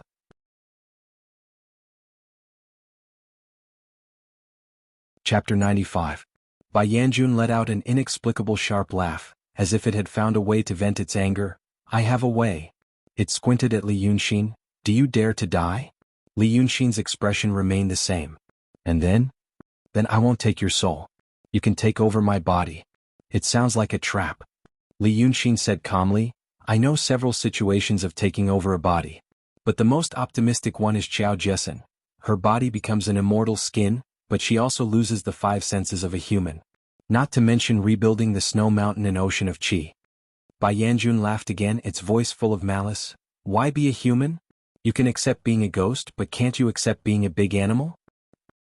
Li Yunxin sighed. Grandpa, I know I was wrong. Let's talk nicely.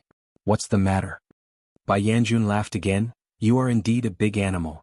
Think about Dragon Son, his real body is as big as a hill, isn't it a big animal? You. Li Yunxin frowned slightly. Take over Dragon Son's body? I can only take over the bodies of those things. Bai Yanjun touched its tongue. Those, so-called divine beasts Humph, Dragon, Golden Winged Dapeng, Dragon Son, or Kirin. TSK. In my eyes they are just big animals. You should know that they are originally. When it said this, it seemed to feel that it had said something wrong, so it hurriedly stopped talking. Li Yunxin keenly noticed that this Bai Yanjun, the master of life and death of all things in the world, when it mentioned those divine beasts, that it called big animals. Its mood was not right. It was probably the kind of, hee you just have some stinky money, what's the big deal? Now your husband still has a mistress, a slightly sour taste. If it experienced this, it didn't seem to be a bad choice. But why? Li Yunxin asked humbly, what's the difference between snatching their bodies and snatching a monkey's? Where are they? Bai Yanjun smiled disdainfully. Everything in the world has a spirit. They were humans after all. Their bodies and souls were one. Without either, they would be incomplete and would suffer damage.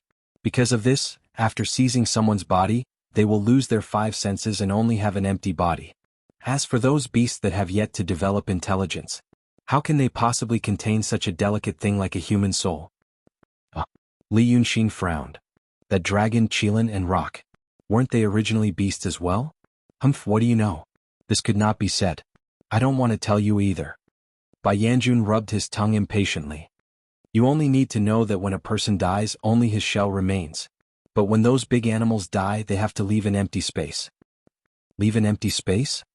Li Yunxin couldn't understand what he meant. What empty space? Yamajun was unhappy again. He frowned. You're such a troublemaker. Empty is empty. If other things in this world are dead, they're dead. But this big animal died.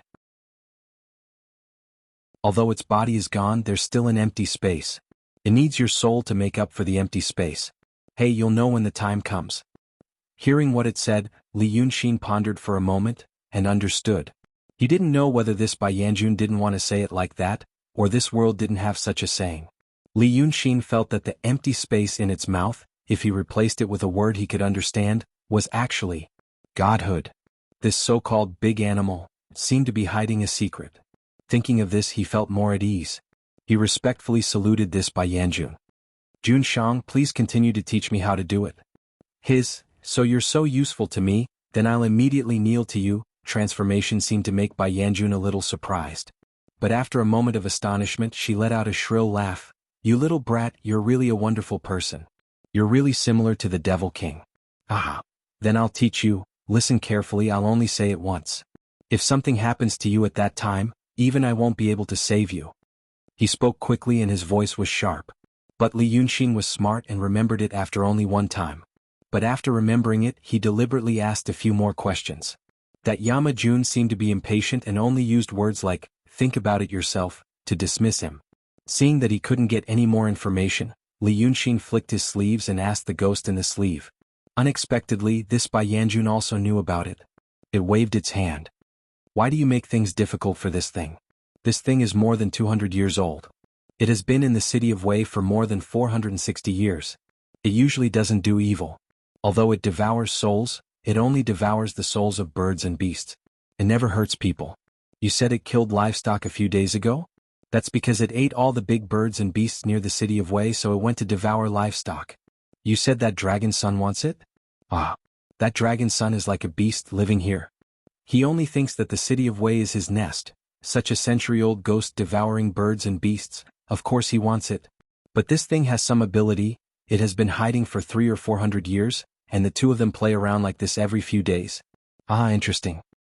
Why don't I keep this big ghost? This monarch, can't I find some fun? It's fun, so I keep it for fun. Li Yunxin slightly raised his eyebrows. This Yamajun seems to be saying something insincerely. But he didn't ask more and only said, but recently it killed people. Bai Yanjun rolled his eyes. In more than 400 years there will always be some deaths. My lord seems to be hiding something. Li Yunxin also knew the inclination of its attitude. Then the last question, since this big ghost was captured by Dragon Sun in the city of Wei, and ate all the birds and beasts nearby, why didn't it leave? Why are you so noisy? Bai Yanjun raised his eyebrows. Li Yunxin could hear that it was really impatient. Why do you care about it? When you have enough fun, just let it go. Don't harm it. After saying this, it seemed to be afraid that Li Yunxin would not let it go, and disappeared in a flash. Only Li Yunxin was left standing at the entrance of the alley. After standing for a while, he slowly walked 2 steps to the wall. Then he slowly leaned his back against the wall and raised his head. Just like that, he silently looked at the sky for a very long time. The night sky above him had just gone through the baptism of wind and rain. There were no dark clouds and the galaxy was shining. Li Yunxin looked at the almost colorful Milky Way, the familiar Big Dipper, and the silver plate-like moon and let out a long sigh. The night sky of this world was almost the same as that of his previous world. It was almost, because at dawn every day he could not see the morning star, never. At dusk he could not see the Chang'e star, never. The morning star and the Chang'e star were Venus. This was a world where everything was very familiar, but there was always a trace of strangeness in the details. He wanted to take over. Fuck you. Li Yunxin exhaled again, pushed his palm against the wall and bounced up. He straightened his back and continued to stride forward.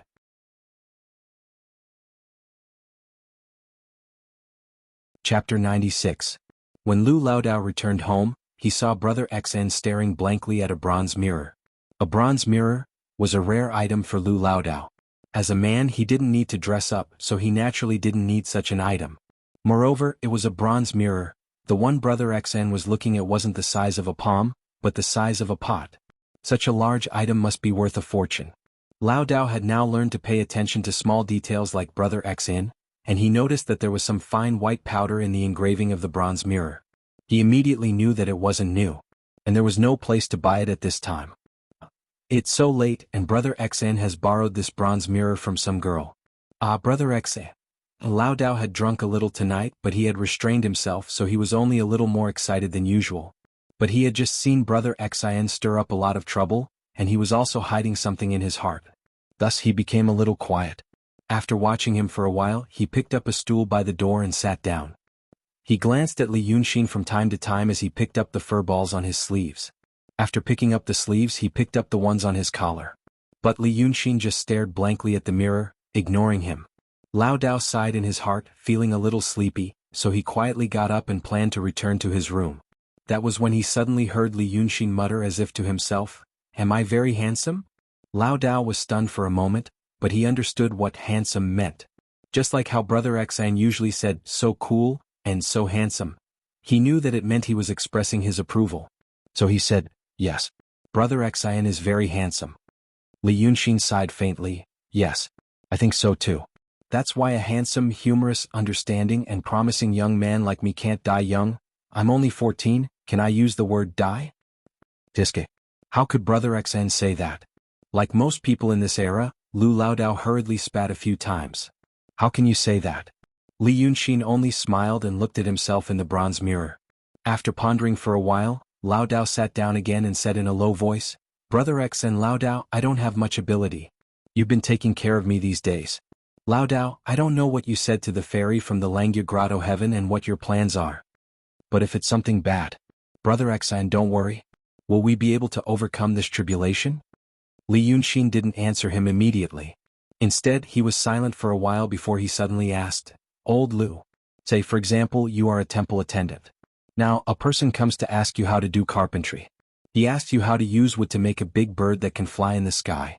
But, you tell him about it and you even give him a detailed plan on how to saw the wood, how to make the mechanism and how to put it together. What does this mean?" Whenever Li Yunxin spoke, Lu Laodao had always been very attentive. Although he didn't know what this question entailed, he felt that he could help Brother XIN with the details.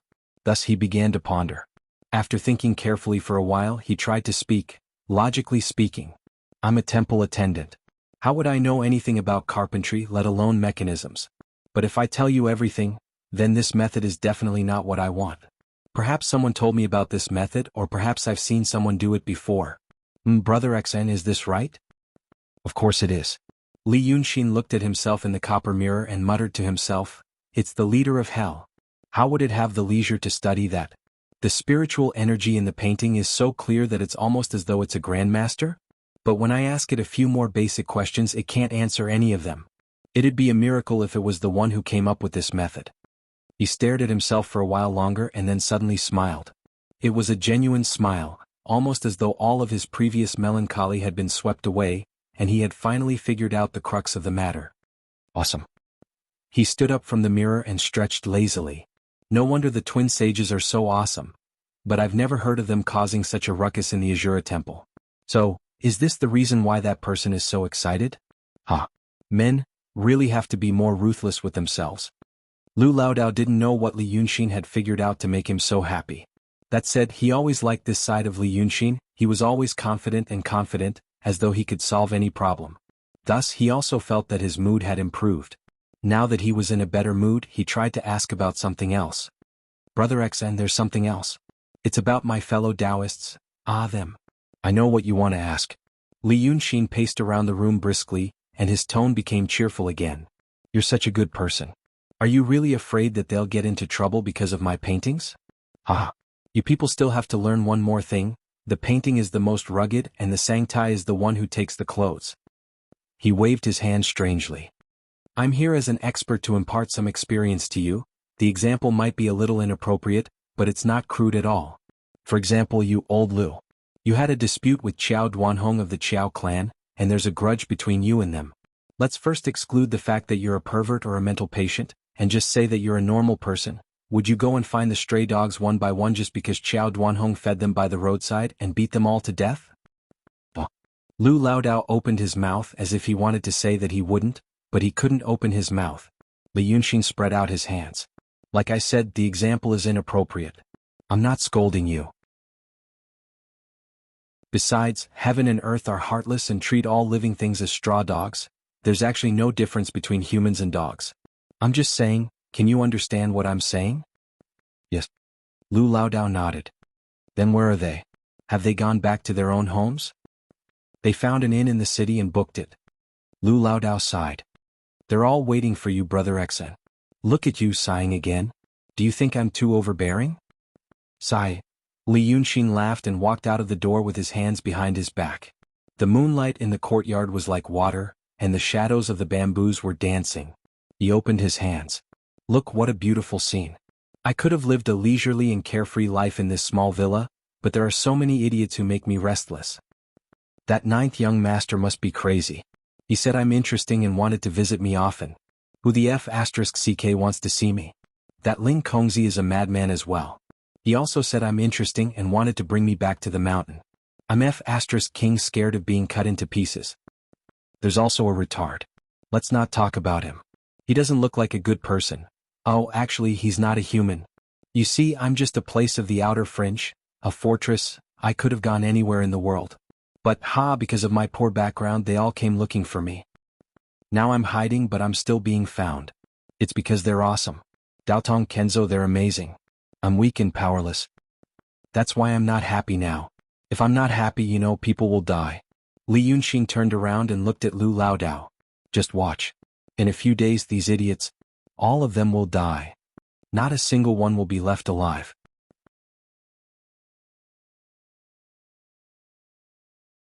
Chapter 97. His oath made Lu Laodao speechless. The old man looked at him standing in the moonlight, and a strange feeling rose in his heart. Brother Xian's situation was not right at all. He did not doubt that this mysterious master, named Li Yunxin, could do what he said. Li Yunxin had given him enough surprises. But he felt that Li Yunxin's words were too tragic and resolute. So much so that Laodao felt a little worried. He always felt that a person like Brother Xian would not stay by his side forever.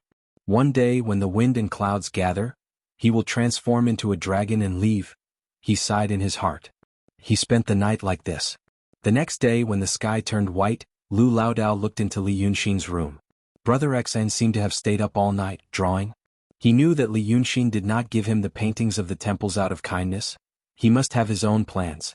But after thinking about it for a night, he felt that what Li Yunxin said was right. Even if he had his own plans, it was still a good thing for the temples. The paintings of the prince and the dragon lady were still there in the front yard, and there were still people coming to worship them. They all said that it had the effect of calming the mind, and some people even offered 100 taels of silver for it. Brother Xn was in the transcendent state. Lu Laodao could not help but exclaim.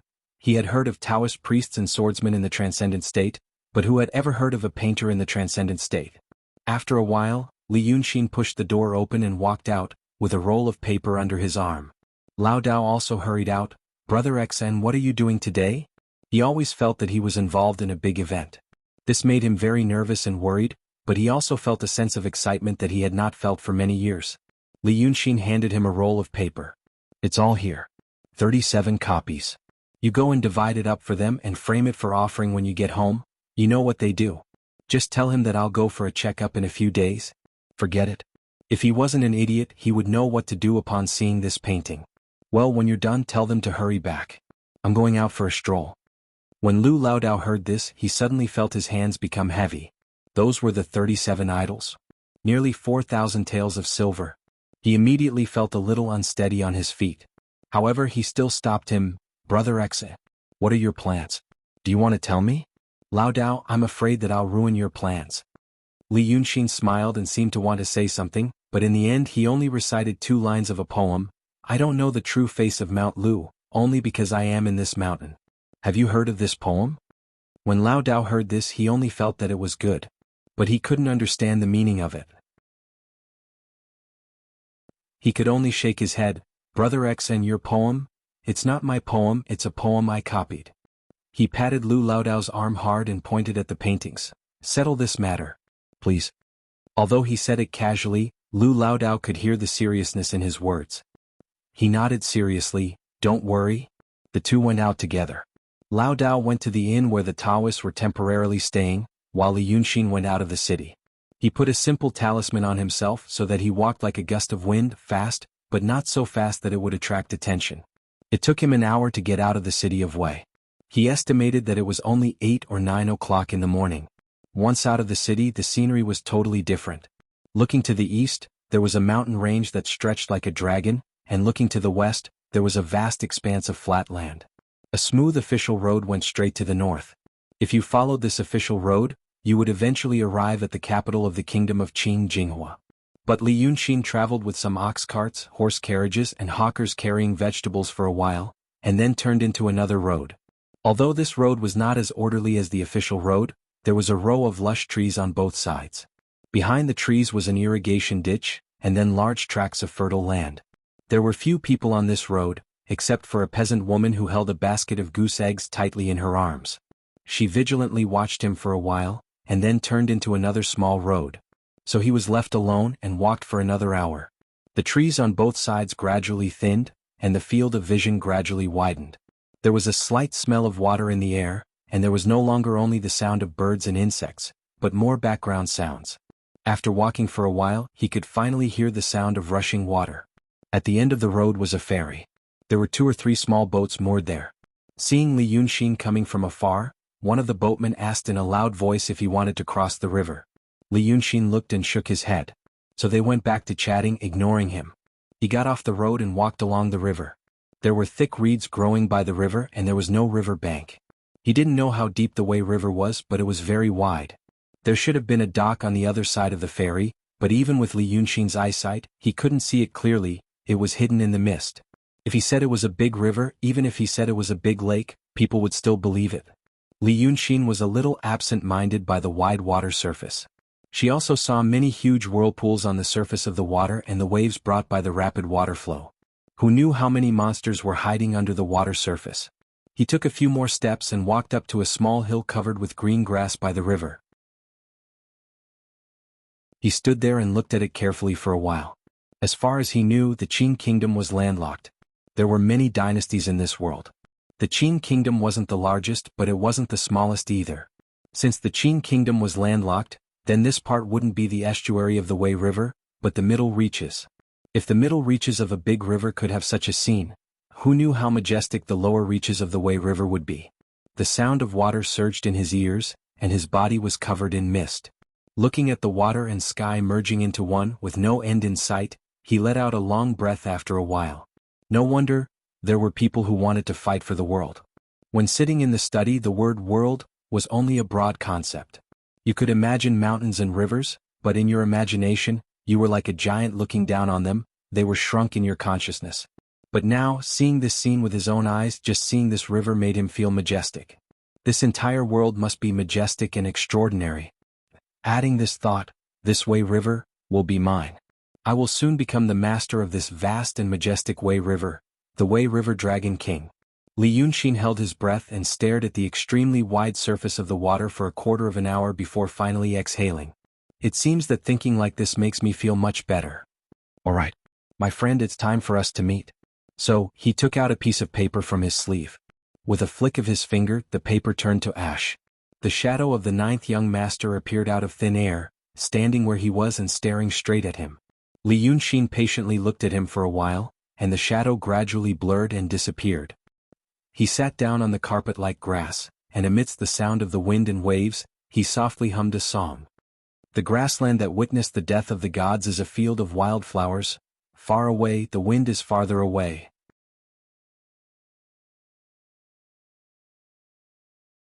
Chapter 98. Li Yunxin finished humming a song, but the 9th young master hadn't arrived yet. He stood up and used another portrait. Just like before, this portrait contained bits of the 9th young master's aura.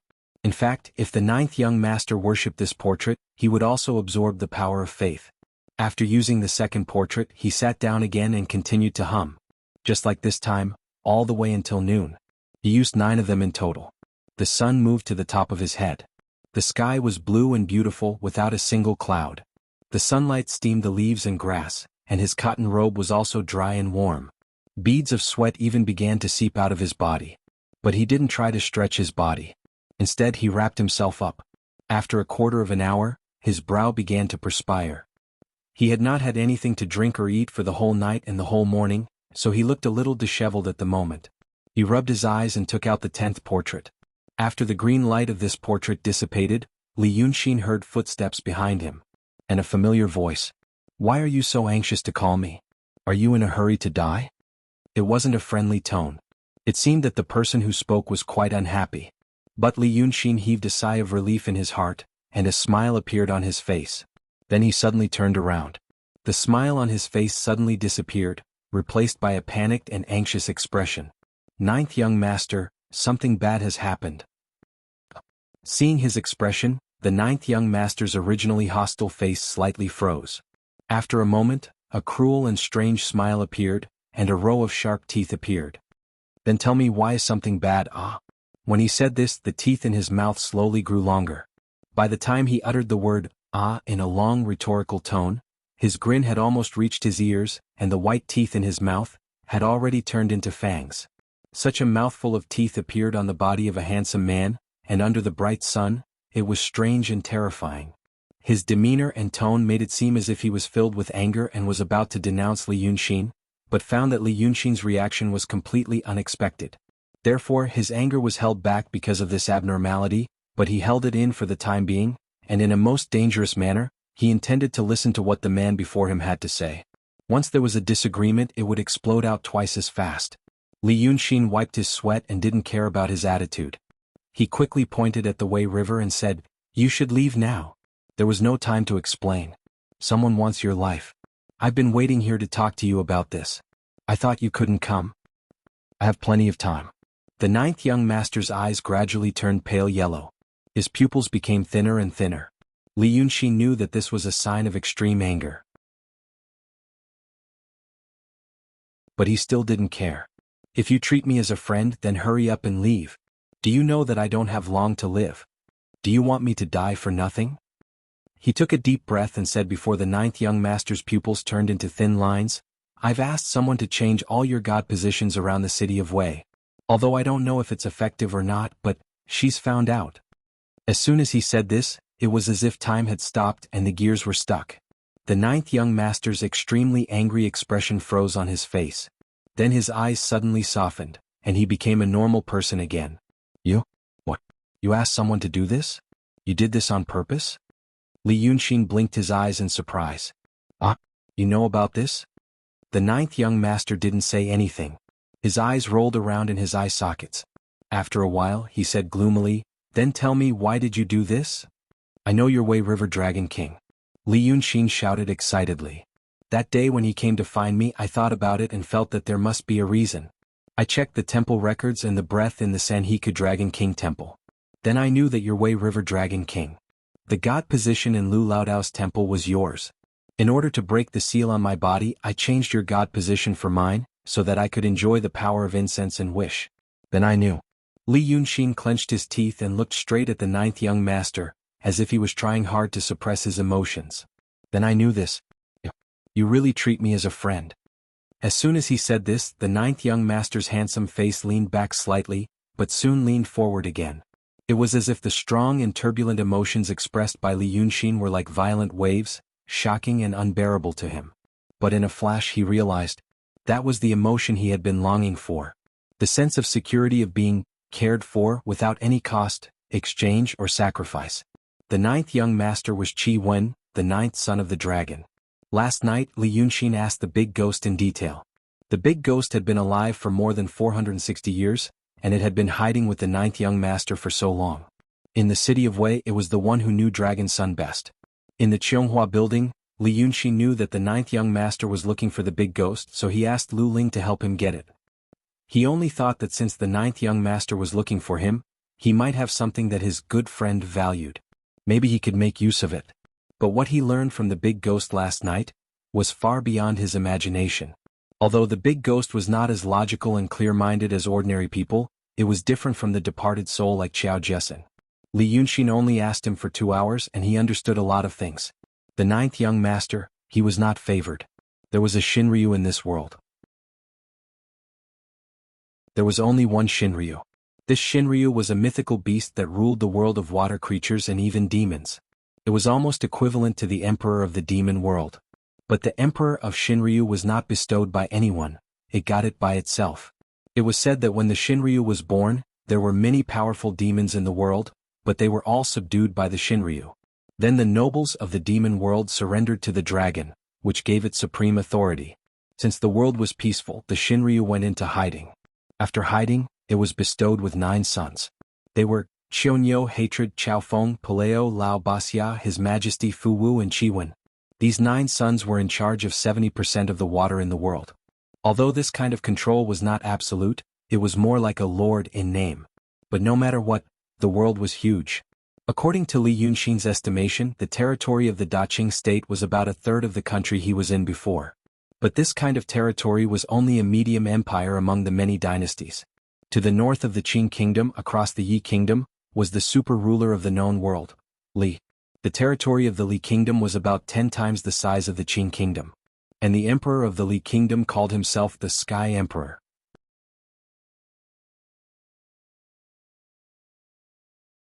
Chapter 99. In such a big world there were many rivers. 70% of the water belonged to Juzi Chiwen. There was only one-way river and it was only in name. After leaving the Qing kingdom, the river basin was not something he could control. The big ghost didn't know why it was like this, but it was not important. Li Yunxin already knew why the 9th young master was like this. The 9th young master was like this. The jealousy, the loneliness, the moodiness, and the strong desire to be recognized were all there was in him. This was practically a textbook example of a patient with serious chronic psychological trauma because of childhood, family, and difficulties he encountered when he was young. Thus, after Li Yunxin said this, the 9th young master's anger immediately disappeared. Li Yunxin breathed a second sigh of relief in his heart. Although demons didn't have much humanity, they were still intelligent and logical creatures. Even if their logic was different from that of humans and had its own system, it was still considered logic. And it was still in his hand. The banished Long Sun, after hearing Li Yunxin's words, stood by the surging Wei River, as if trying hard to make himself look more ferocious. In the end, he was confused by the things that suddenly filled his heart. After a few breaths, he finally said fiercely, "If so, why did you do this?" At this moment, Li Yunxin no longer looked panicked. He straightened his body, took a deep breath and said word by word, "9th young master, have you heard of this story?" The king of Tianfang kingdom had a guest named Pianli. This retainer had served 3 countries in succession, but all of them had been destroyed. Therefore Pianli came to Tianfang kingdom. Later Tianfang kingdom was also destroyed. The guest ran away as usual. After a few years, the king of Yitan kingdom, who destroyed Tianfang kingdom and killed the king, was assassinated when he was crossing a bridge. But he was safe and the assassin was caught. The king of Yitan kingdom asked him why he wanted to assassinate him. This assassin said that he was the retainer of the former Tianfang kingdom's monarch, Bianli. During these years he cut his face with a knife and disfigured his face. He swallowed the hot coal again to destroy his voice.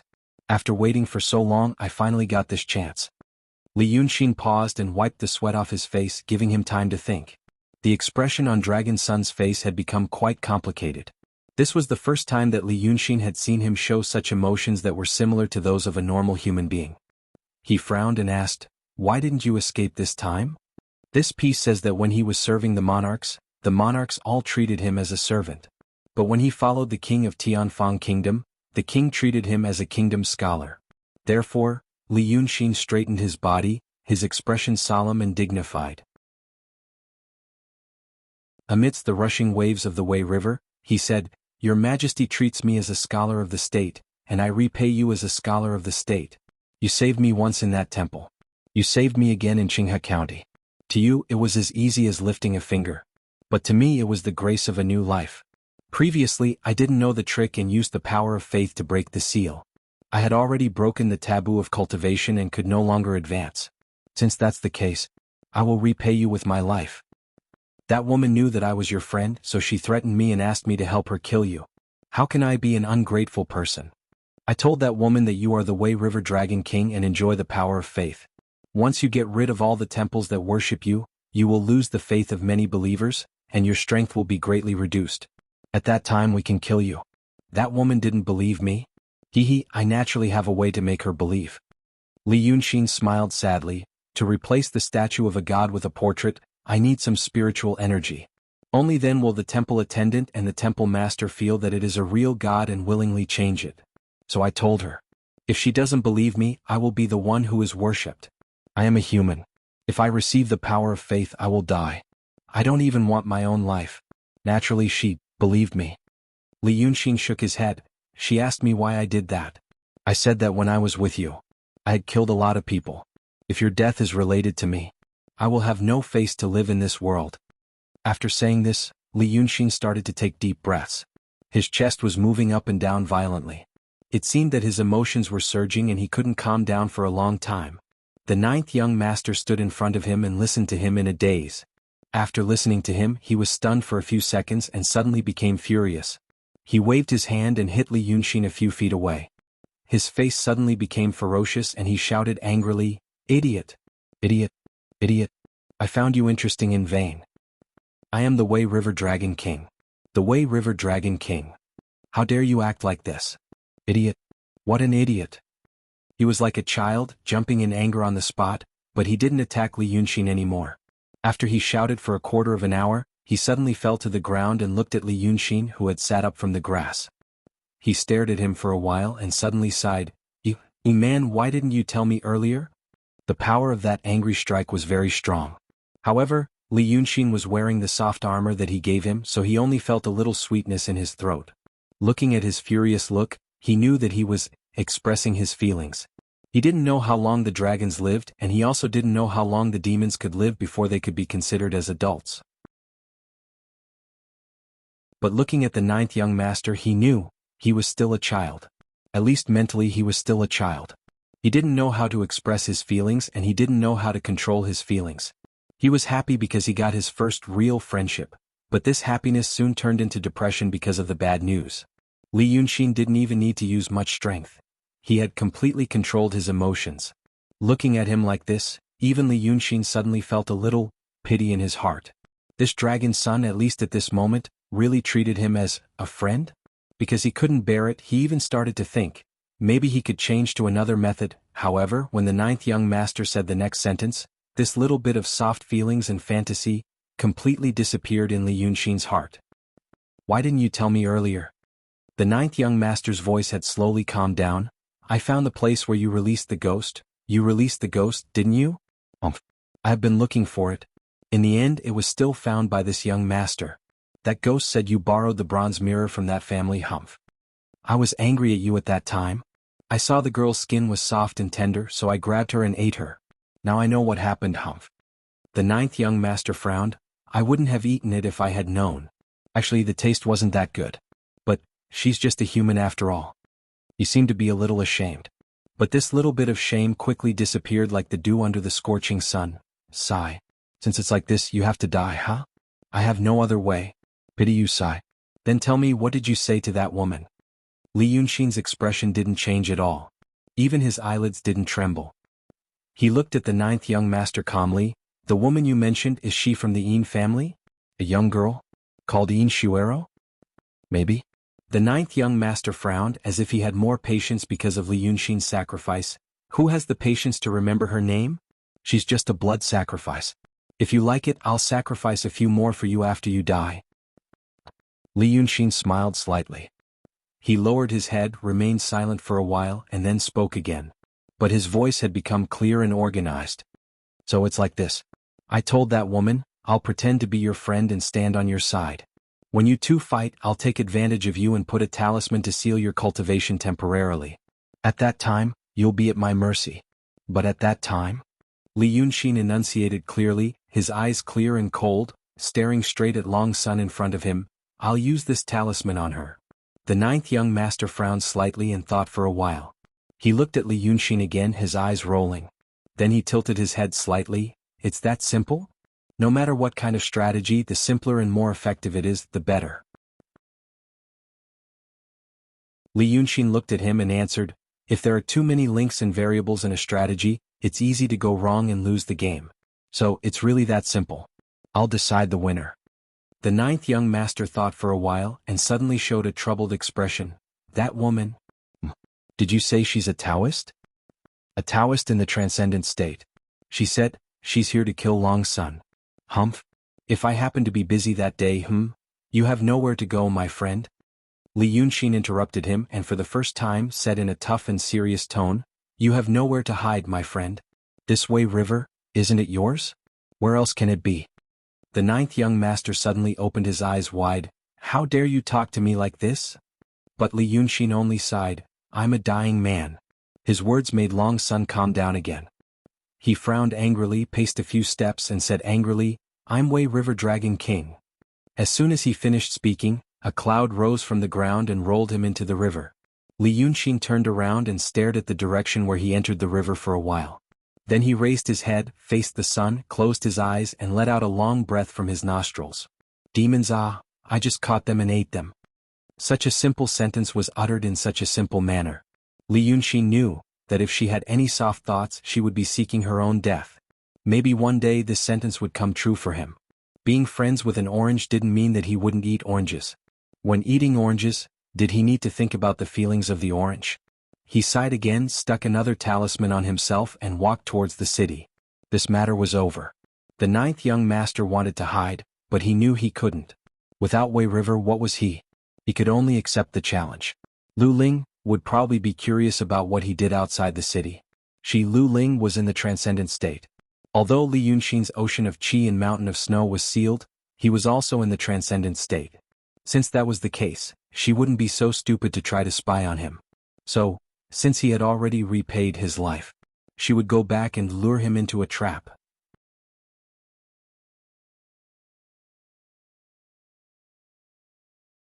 Chapter 100. By the time he returned to the city, it was already past noon. He turned onto the official road, which was 100 li of fertile fields on both sides, and heard the sound of a suona. He knew that the Lu family was holding a funeral.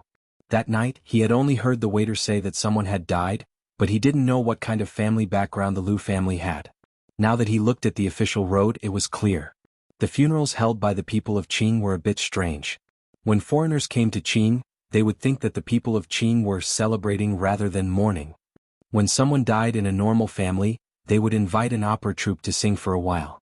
The repertoire was usually The Two Monarchs, or The Legend of the Rivers and Willows.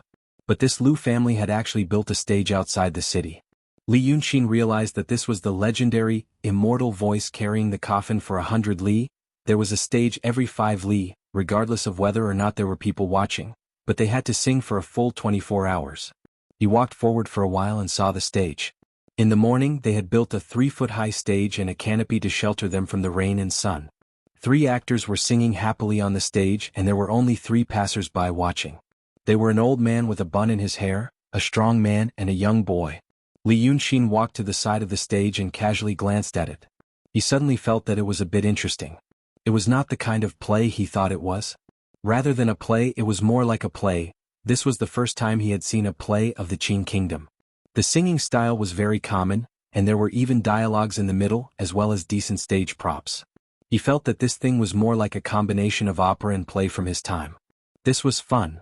This unexpected and novel scene caused him to unconsciously slow down his footsteps and take a few more glances at it. He found that they were playing The Two Monarchs.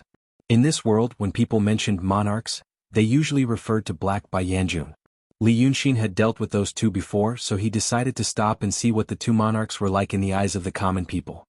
He found that the two monarchs told the story of how Black Bai Yanjun became Black Bai Yanjun.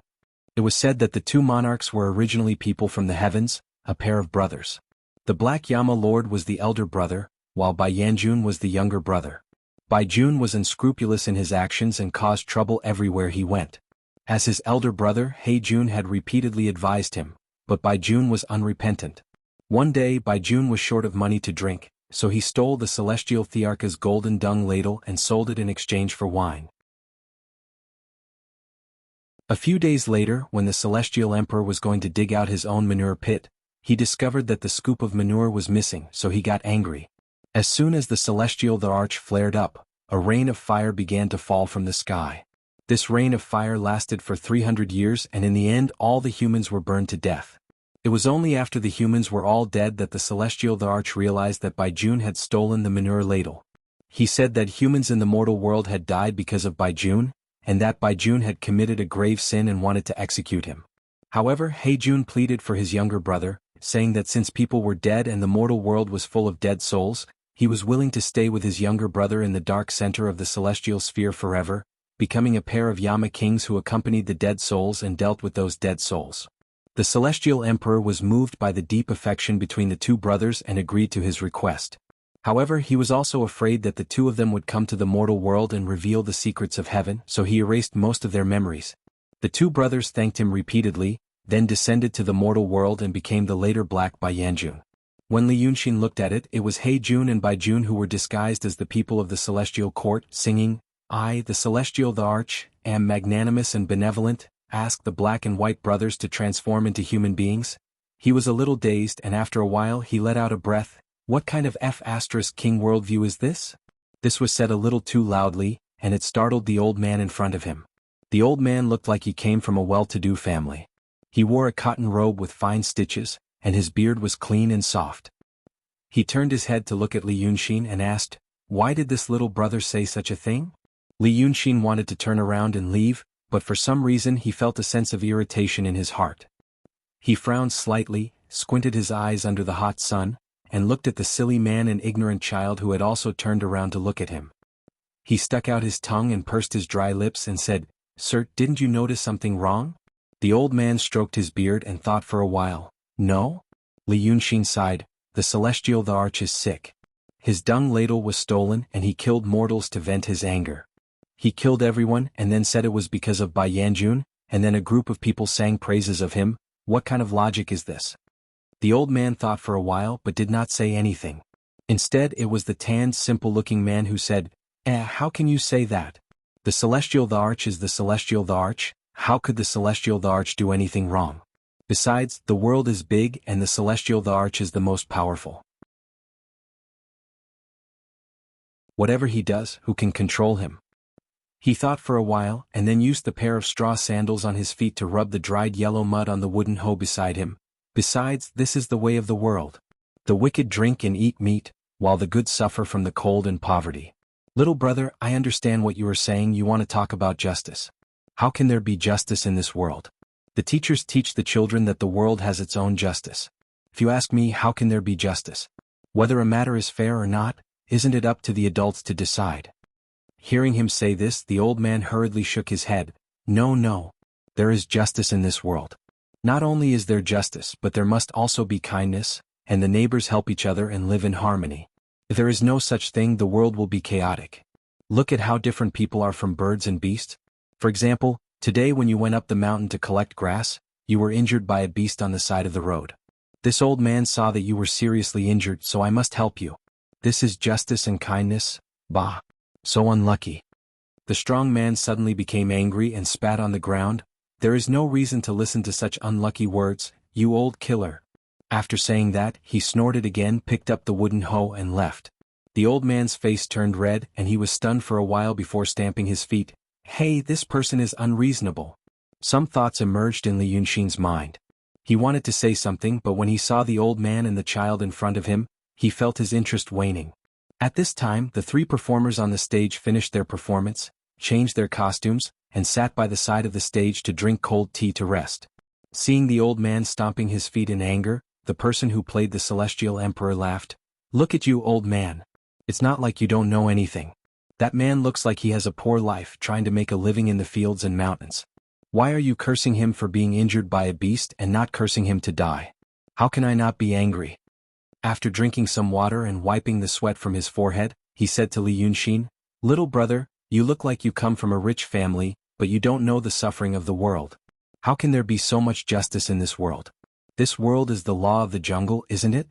Look, even if our Daqing state's emperor is wise and just judges the suffering of the world, you think there is justice in this world.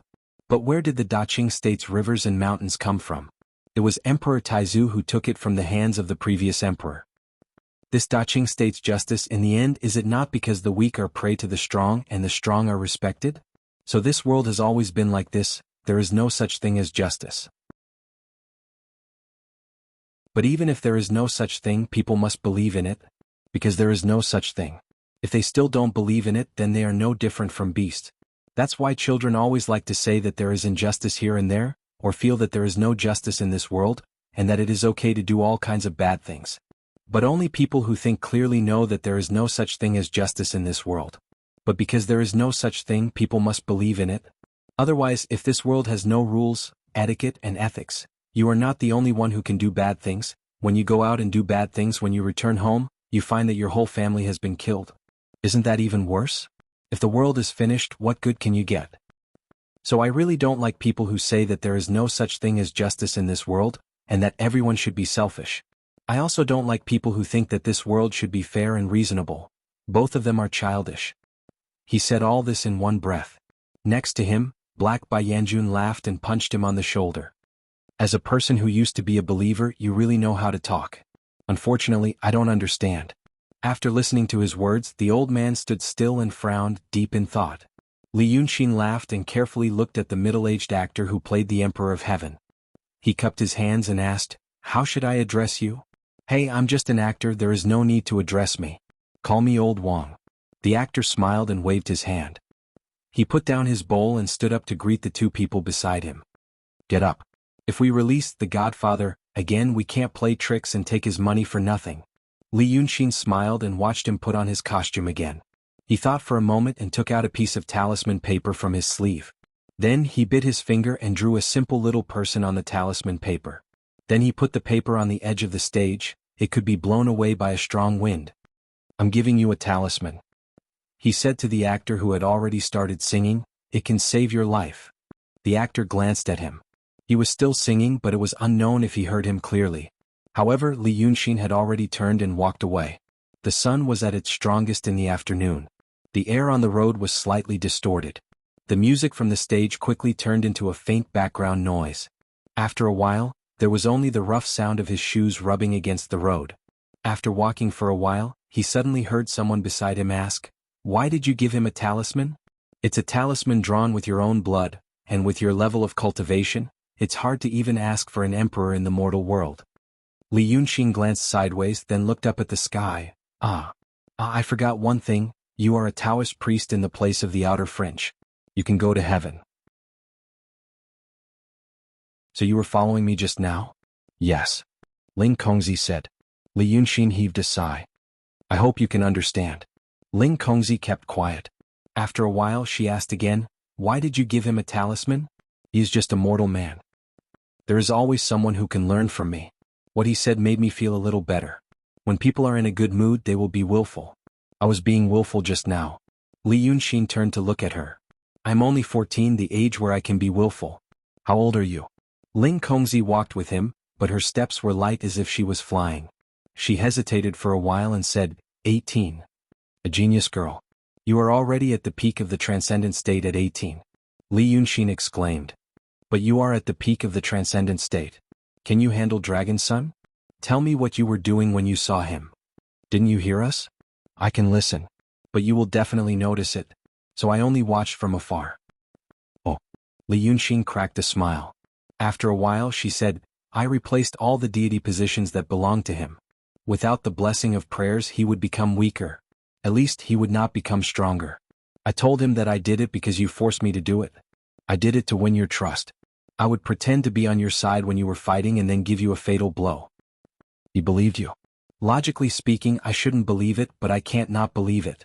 I've absorbed the power of will from the incense into my own body. I am a dying man, how could he not believe me?" He was still walking forward, yet Ling Kongzi had stopped his footsteps. She only paused for a moment before grabbing his arm from behind and checking his pulse. After a few seconds she let go of him. You? Why did you do that?" "You are only 14 and you are almost at the peak of the transcendent state. Do you know what that means? Genius. The kind that is rarely seen in hundreds or thousands of years." Li Yunxin said casually. "Anyway, you are awesome." Ling Kongzi stared at him. Her chest heaved up and down a few times. She forced herself to calm down quickly. Seeing that she was not so agitated, Li Yunxin continued to walk forward. Now, at this moment, maybe a few temples had changed the blessing of prayers. because he felt more and more intense pain as if he was being cut by a knife. This pain caused his footsteps to become slightly slower, and his complexion to become even worse. When Ling Kongzi caught up, he said, "Do you know, someone from the Yin family died last night." "Oh, of course you don't know about the Yin family. The Yin family is quite influential in the city of Wei. They have a constable named Yin Pingji who is very popular. But that's not important. He has a little girl. She is 15 or 16 years old and she likes me very much. She used to come to the Dragon King temple to play and talk to me. But she is a girl after all. Although she is lively and bold, she is not old enough to confess to me. So she pesters me every day and smiles when she sees me. She doesn't like green onions. Well, green onions are fine. She died last night. It was casually eaten by the dragon's son. Because I went to borrow a mirror before." Li Yunxin was silent for a while. He sighed and turned to look at Lu Ling seriously. "Do you think she died because of me? Tell me, don't you think those great fiendish demons deserve to die?" After a while, Lu Ling said softly, "You should be used to seeing dead people. You should have killed people before." "I did kill a lot of people. But those people came to me first." Li Yunxin smiled, "But she was good to me." Lu Ling did not say anything. "So I also have a part in the evil that I did with Dragon Son." Just now the actor talked about morality. From the perspective of humanity, I should not be with the demons. I deserve to die. From the perspective of humanity, since I see the ninth young master as a friend, I should not have worked with you to harm him. I deserve to die too. I am also an immoral person. Only by dying can I be worthy of myself. I said I wanted to go back to the mountain with you. I have no choice. You. Lu Ling said this word, but he didn't know what else to say. Li Yunxin laughed. "So I did it voluntarily.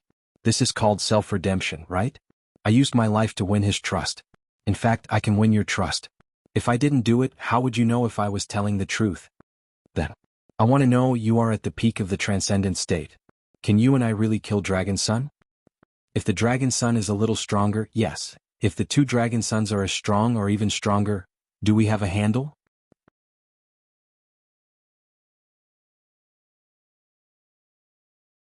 Chapter 101. Lu Ling had grown fond of silence. Li Yunxin couldn't see her expression, but he could tell that she was happy to see her expression change. After a while she said, "You really don't care about your life. So, maybe that's why you are a genius. It's a pity that you..." She glanced at Li Yunxin. "You could have come back with me and maybe you wouldn't have died." After a few more steps, the city gate was already in sight. There was a post house on the side of the road that provided shelter for passers-by. Lu Ling tugged at Li Yunxin's sleeve and said, "Let's take a break." She could already see the cold sweat on Li Yunxin's forehead and his pale lips. Based on her experience, she knew that he wasn't faking it. Li Yunxin took a few deep breaths and walked into the post house. He sat down on a long bench that was made from a few pieces of rough wood. There were 3 women sitting on the bench with baskets on their arms. They moved aside when they saw the 2 of them. Maybe it was because Lu Ling and Li Yunxin looked like sons and daughters of rich families, so they gave up half of the bench. However, Ling Kongzi didn't sit down. Instead, she stood next to Li Yunxin. She pressed 2 acupuncture points on Li Yunxin's shoulder and said, "Dragon Son has 9. Not even a peak stage true state Taoist would be able to defeat the 8 Dragon Son. But this one is the 9th Dragon Son and he is the weakest one. I am at the peak stage of transcendent state and I have a Dharma treasure with me." "He is so weak," Li Yunxin murmured. "Wait, not at all." Ling Kongzi shook her head. "This 9th Dragon Son is at the peak stage of transcendent state. But the peak stage of transcendent state for us cultivators contains too many things. Cultivation methods, experience and techniques accumulated by predecessors, life-saving talismans bestowed by the sect, and even magical artifacts. Dragon Son and the monster demon are at the peak of transcendent state. They did not cultivate in Dharma access, had almost no artifacts, and did not belong to any sections. He was already at the peak of the transcendent state with his fiend body and demonic powers. Think about it, a mortal who was born at the peak of the transcendent state. He wasn't weak at all. On the contrary, he's shockingly strong. If we were to talk about meeting on a narrow path, I would have died by its hands. Even a Taoist who had just stepped into the true state would not be able to gain an advantage. However, I had time to prepare and set up a talisman formation. Once he came in, he wouldn't be able to leave. As for those 2 Dragon Sons, they can probably be killed. But if you want to say stronger, How much stronger. The three women sitting at the side were all dumbfounded at this time. They looked at each other as if they had seen a ghost, got up and left in a hurry. They probably thought that the couple looked good. Why did it have to be two lunatics? After the three women left, Lu Ling went to the other side and sat down on a stool. There was a weed growing under the stool and it sprouted very long. Li Yunxin plucked out the grass stalk and fiddled with the soft green stalk on her fingers. Then he said, "After all, he is a dragon son, known as the Wei River Dragon King. I don't know what you think, but I think he is a living true god near the city of Wei. Then there should be a dragon palace. Could there be magic treasures or something like that in there? Or, would there be a friend? Dragon palace?" Ling Kongzi's voice became strange. How could he have a dragon palace? I don't blame you. No one told you about this. If a great demon in charge of a land has a temporary imperial residence, it is not built by itself. I mean, of course it can build it by itself, but it is useless, just like a house built by an ordinary person. A real temporary imperial residence. How should I put it? You can think of it as something like a cultivator's snow mountain and ocean of qi. For example, if the Nine-Dragon Sun has a lot of followers in the land, it can gradually build its own temporary imperial residence with the power of faith. This thing is also owned by ordinary demons.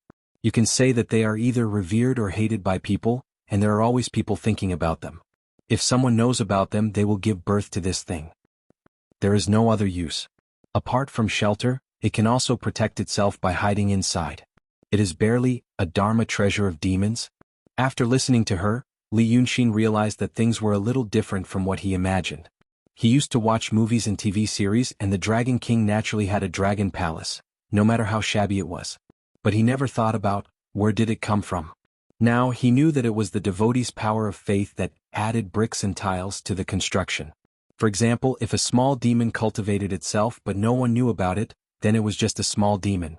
If it did too many bad things or good things and there were too many people who believed in it or feared it, the power of faith would not only increase its power, but also slowly give birth to another thing, a temporary imperial residence.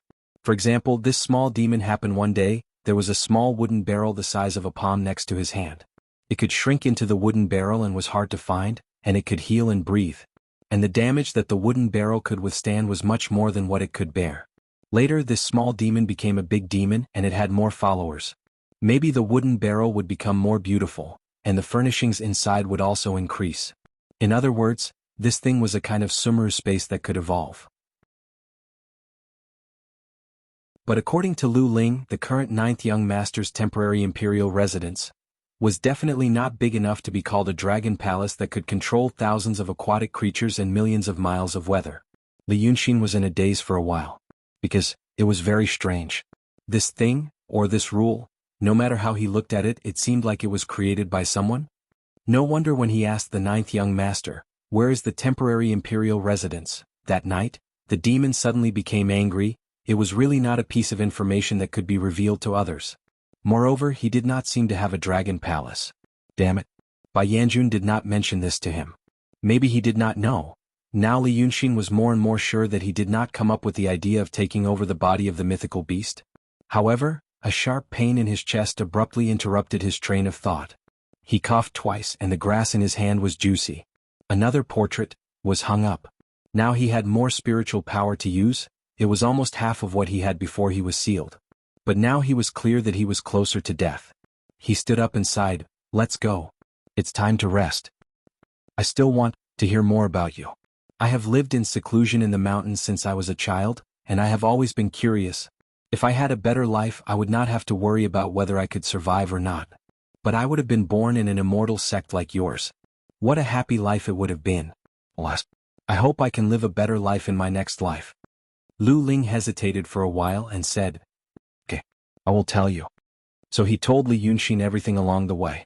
He knew that some words were true and some were false. But it did not prevent him from gradually sketching a picture in his mind, as well as the general trend of the world. Finally, they separated at the intersection where Lu Ling met Xiao Jiaming for the first time. It was getting dark. You're tuning in to the Han Li's Wuxia Adventures YouTube channel. We're so grateful for your support, and don't forget to subscribe to join us on this incredible journey through captivating stories. Your generosity through donations truly makes a world of difference, as it's the primary source of revenue that allows me to expand and enhance this channel for you. Thank you from the bottom of my heart for being a part of this adventure.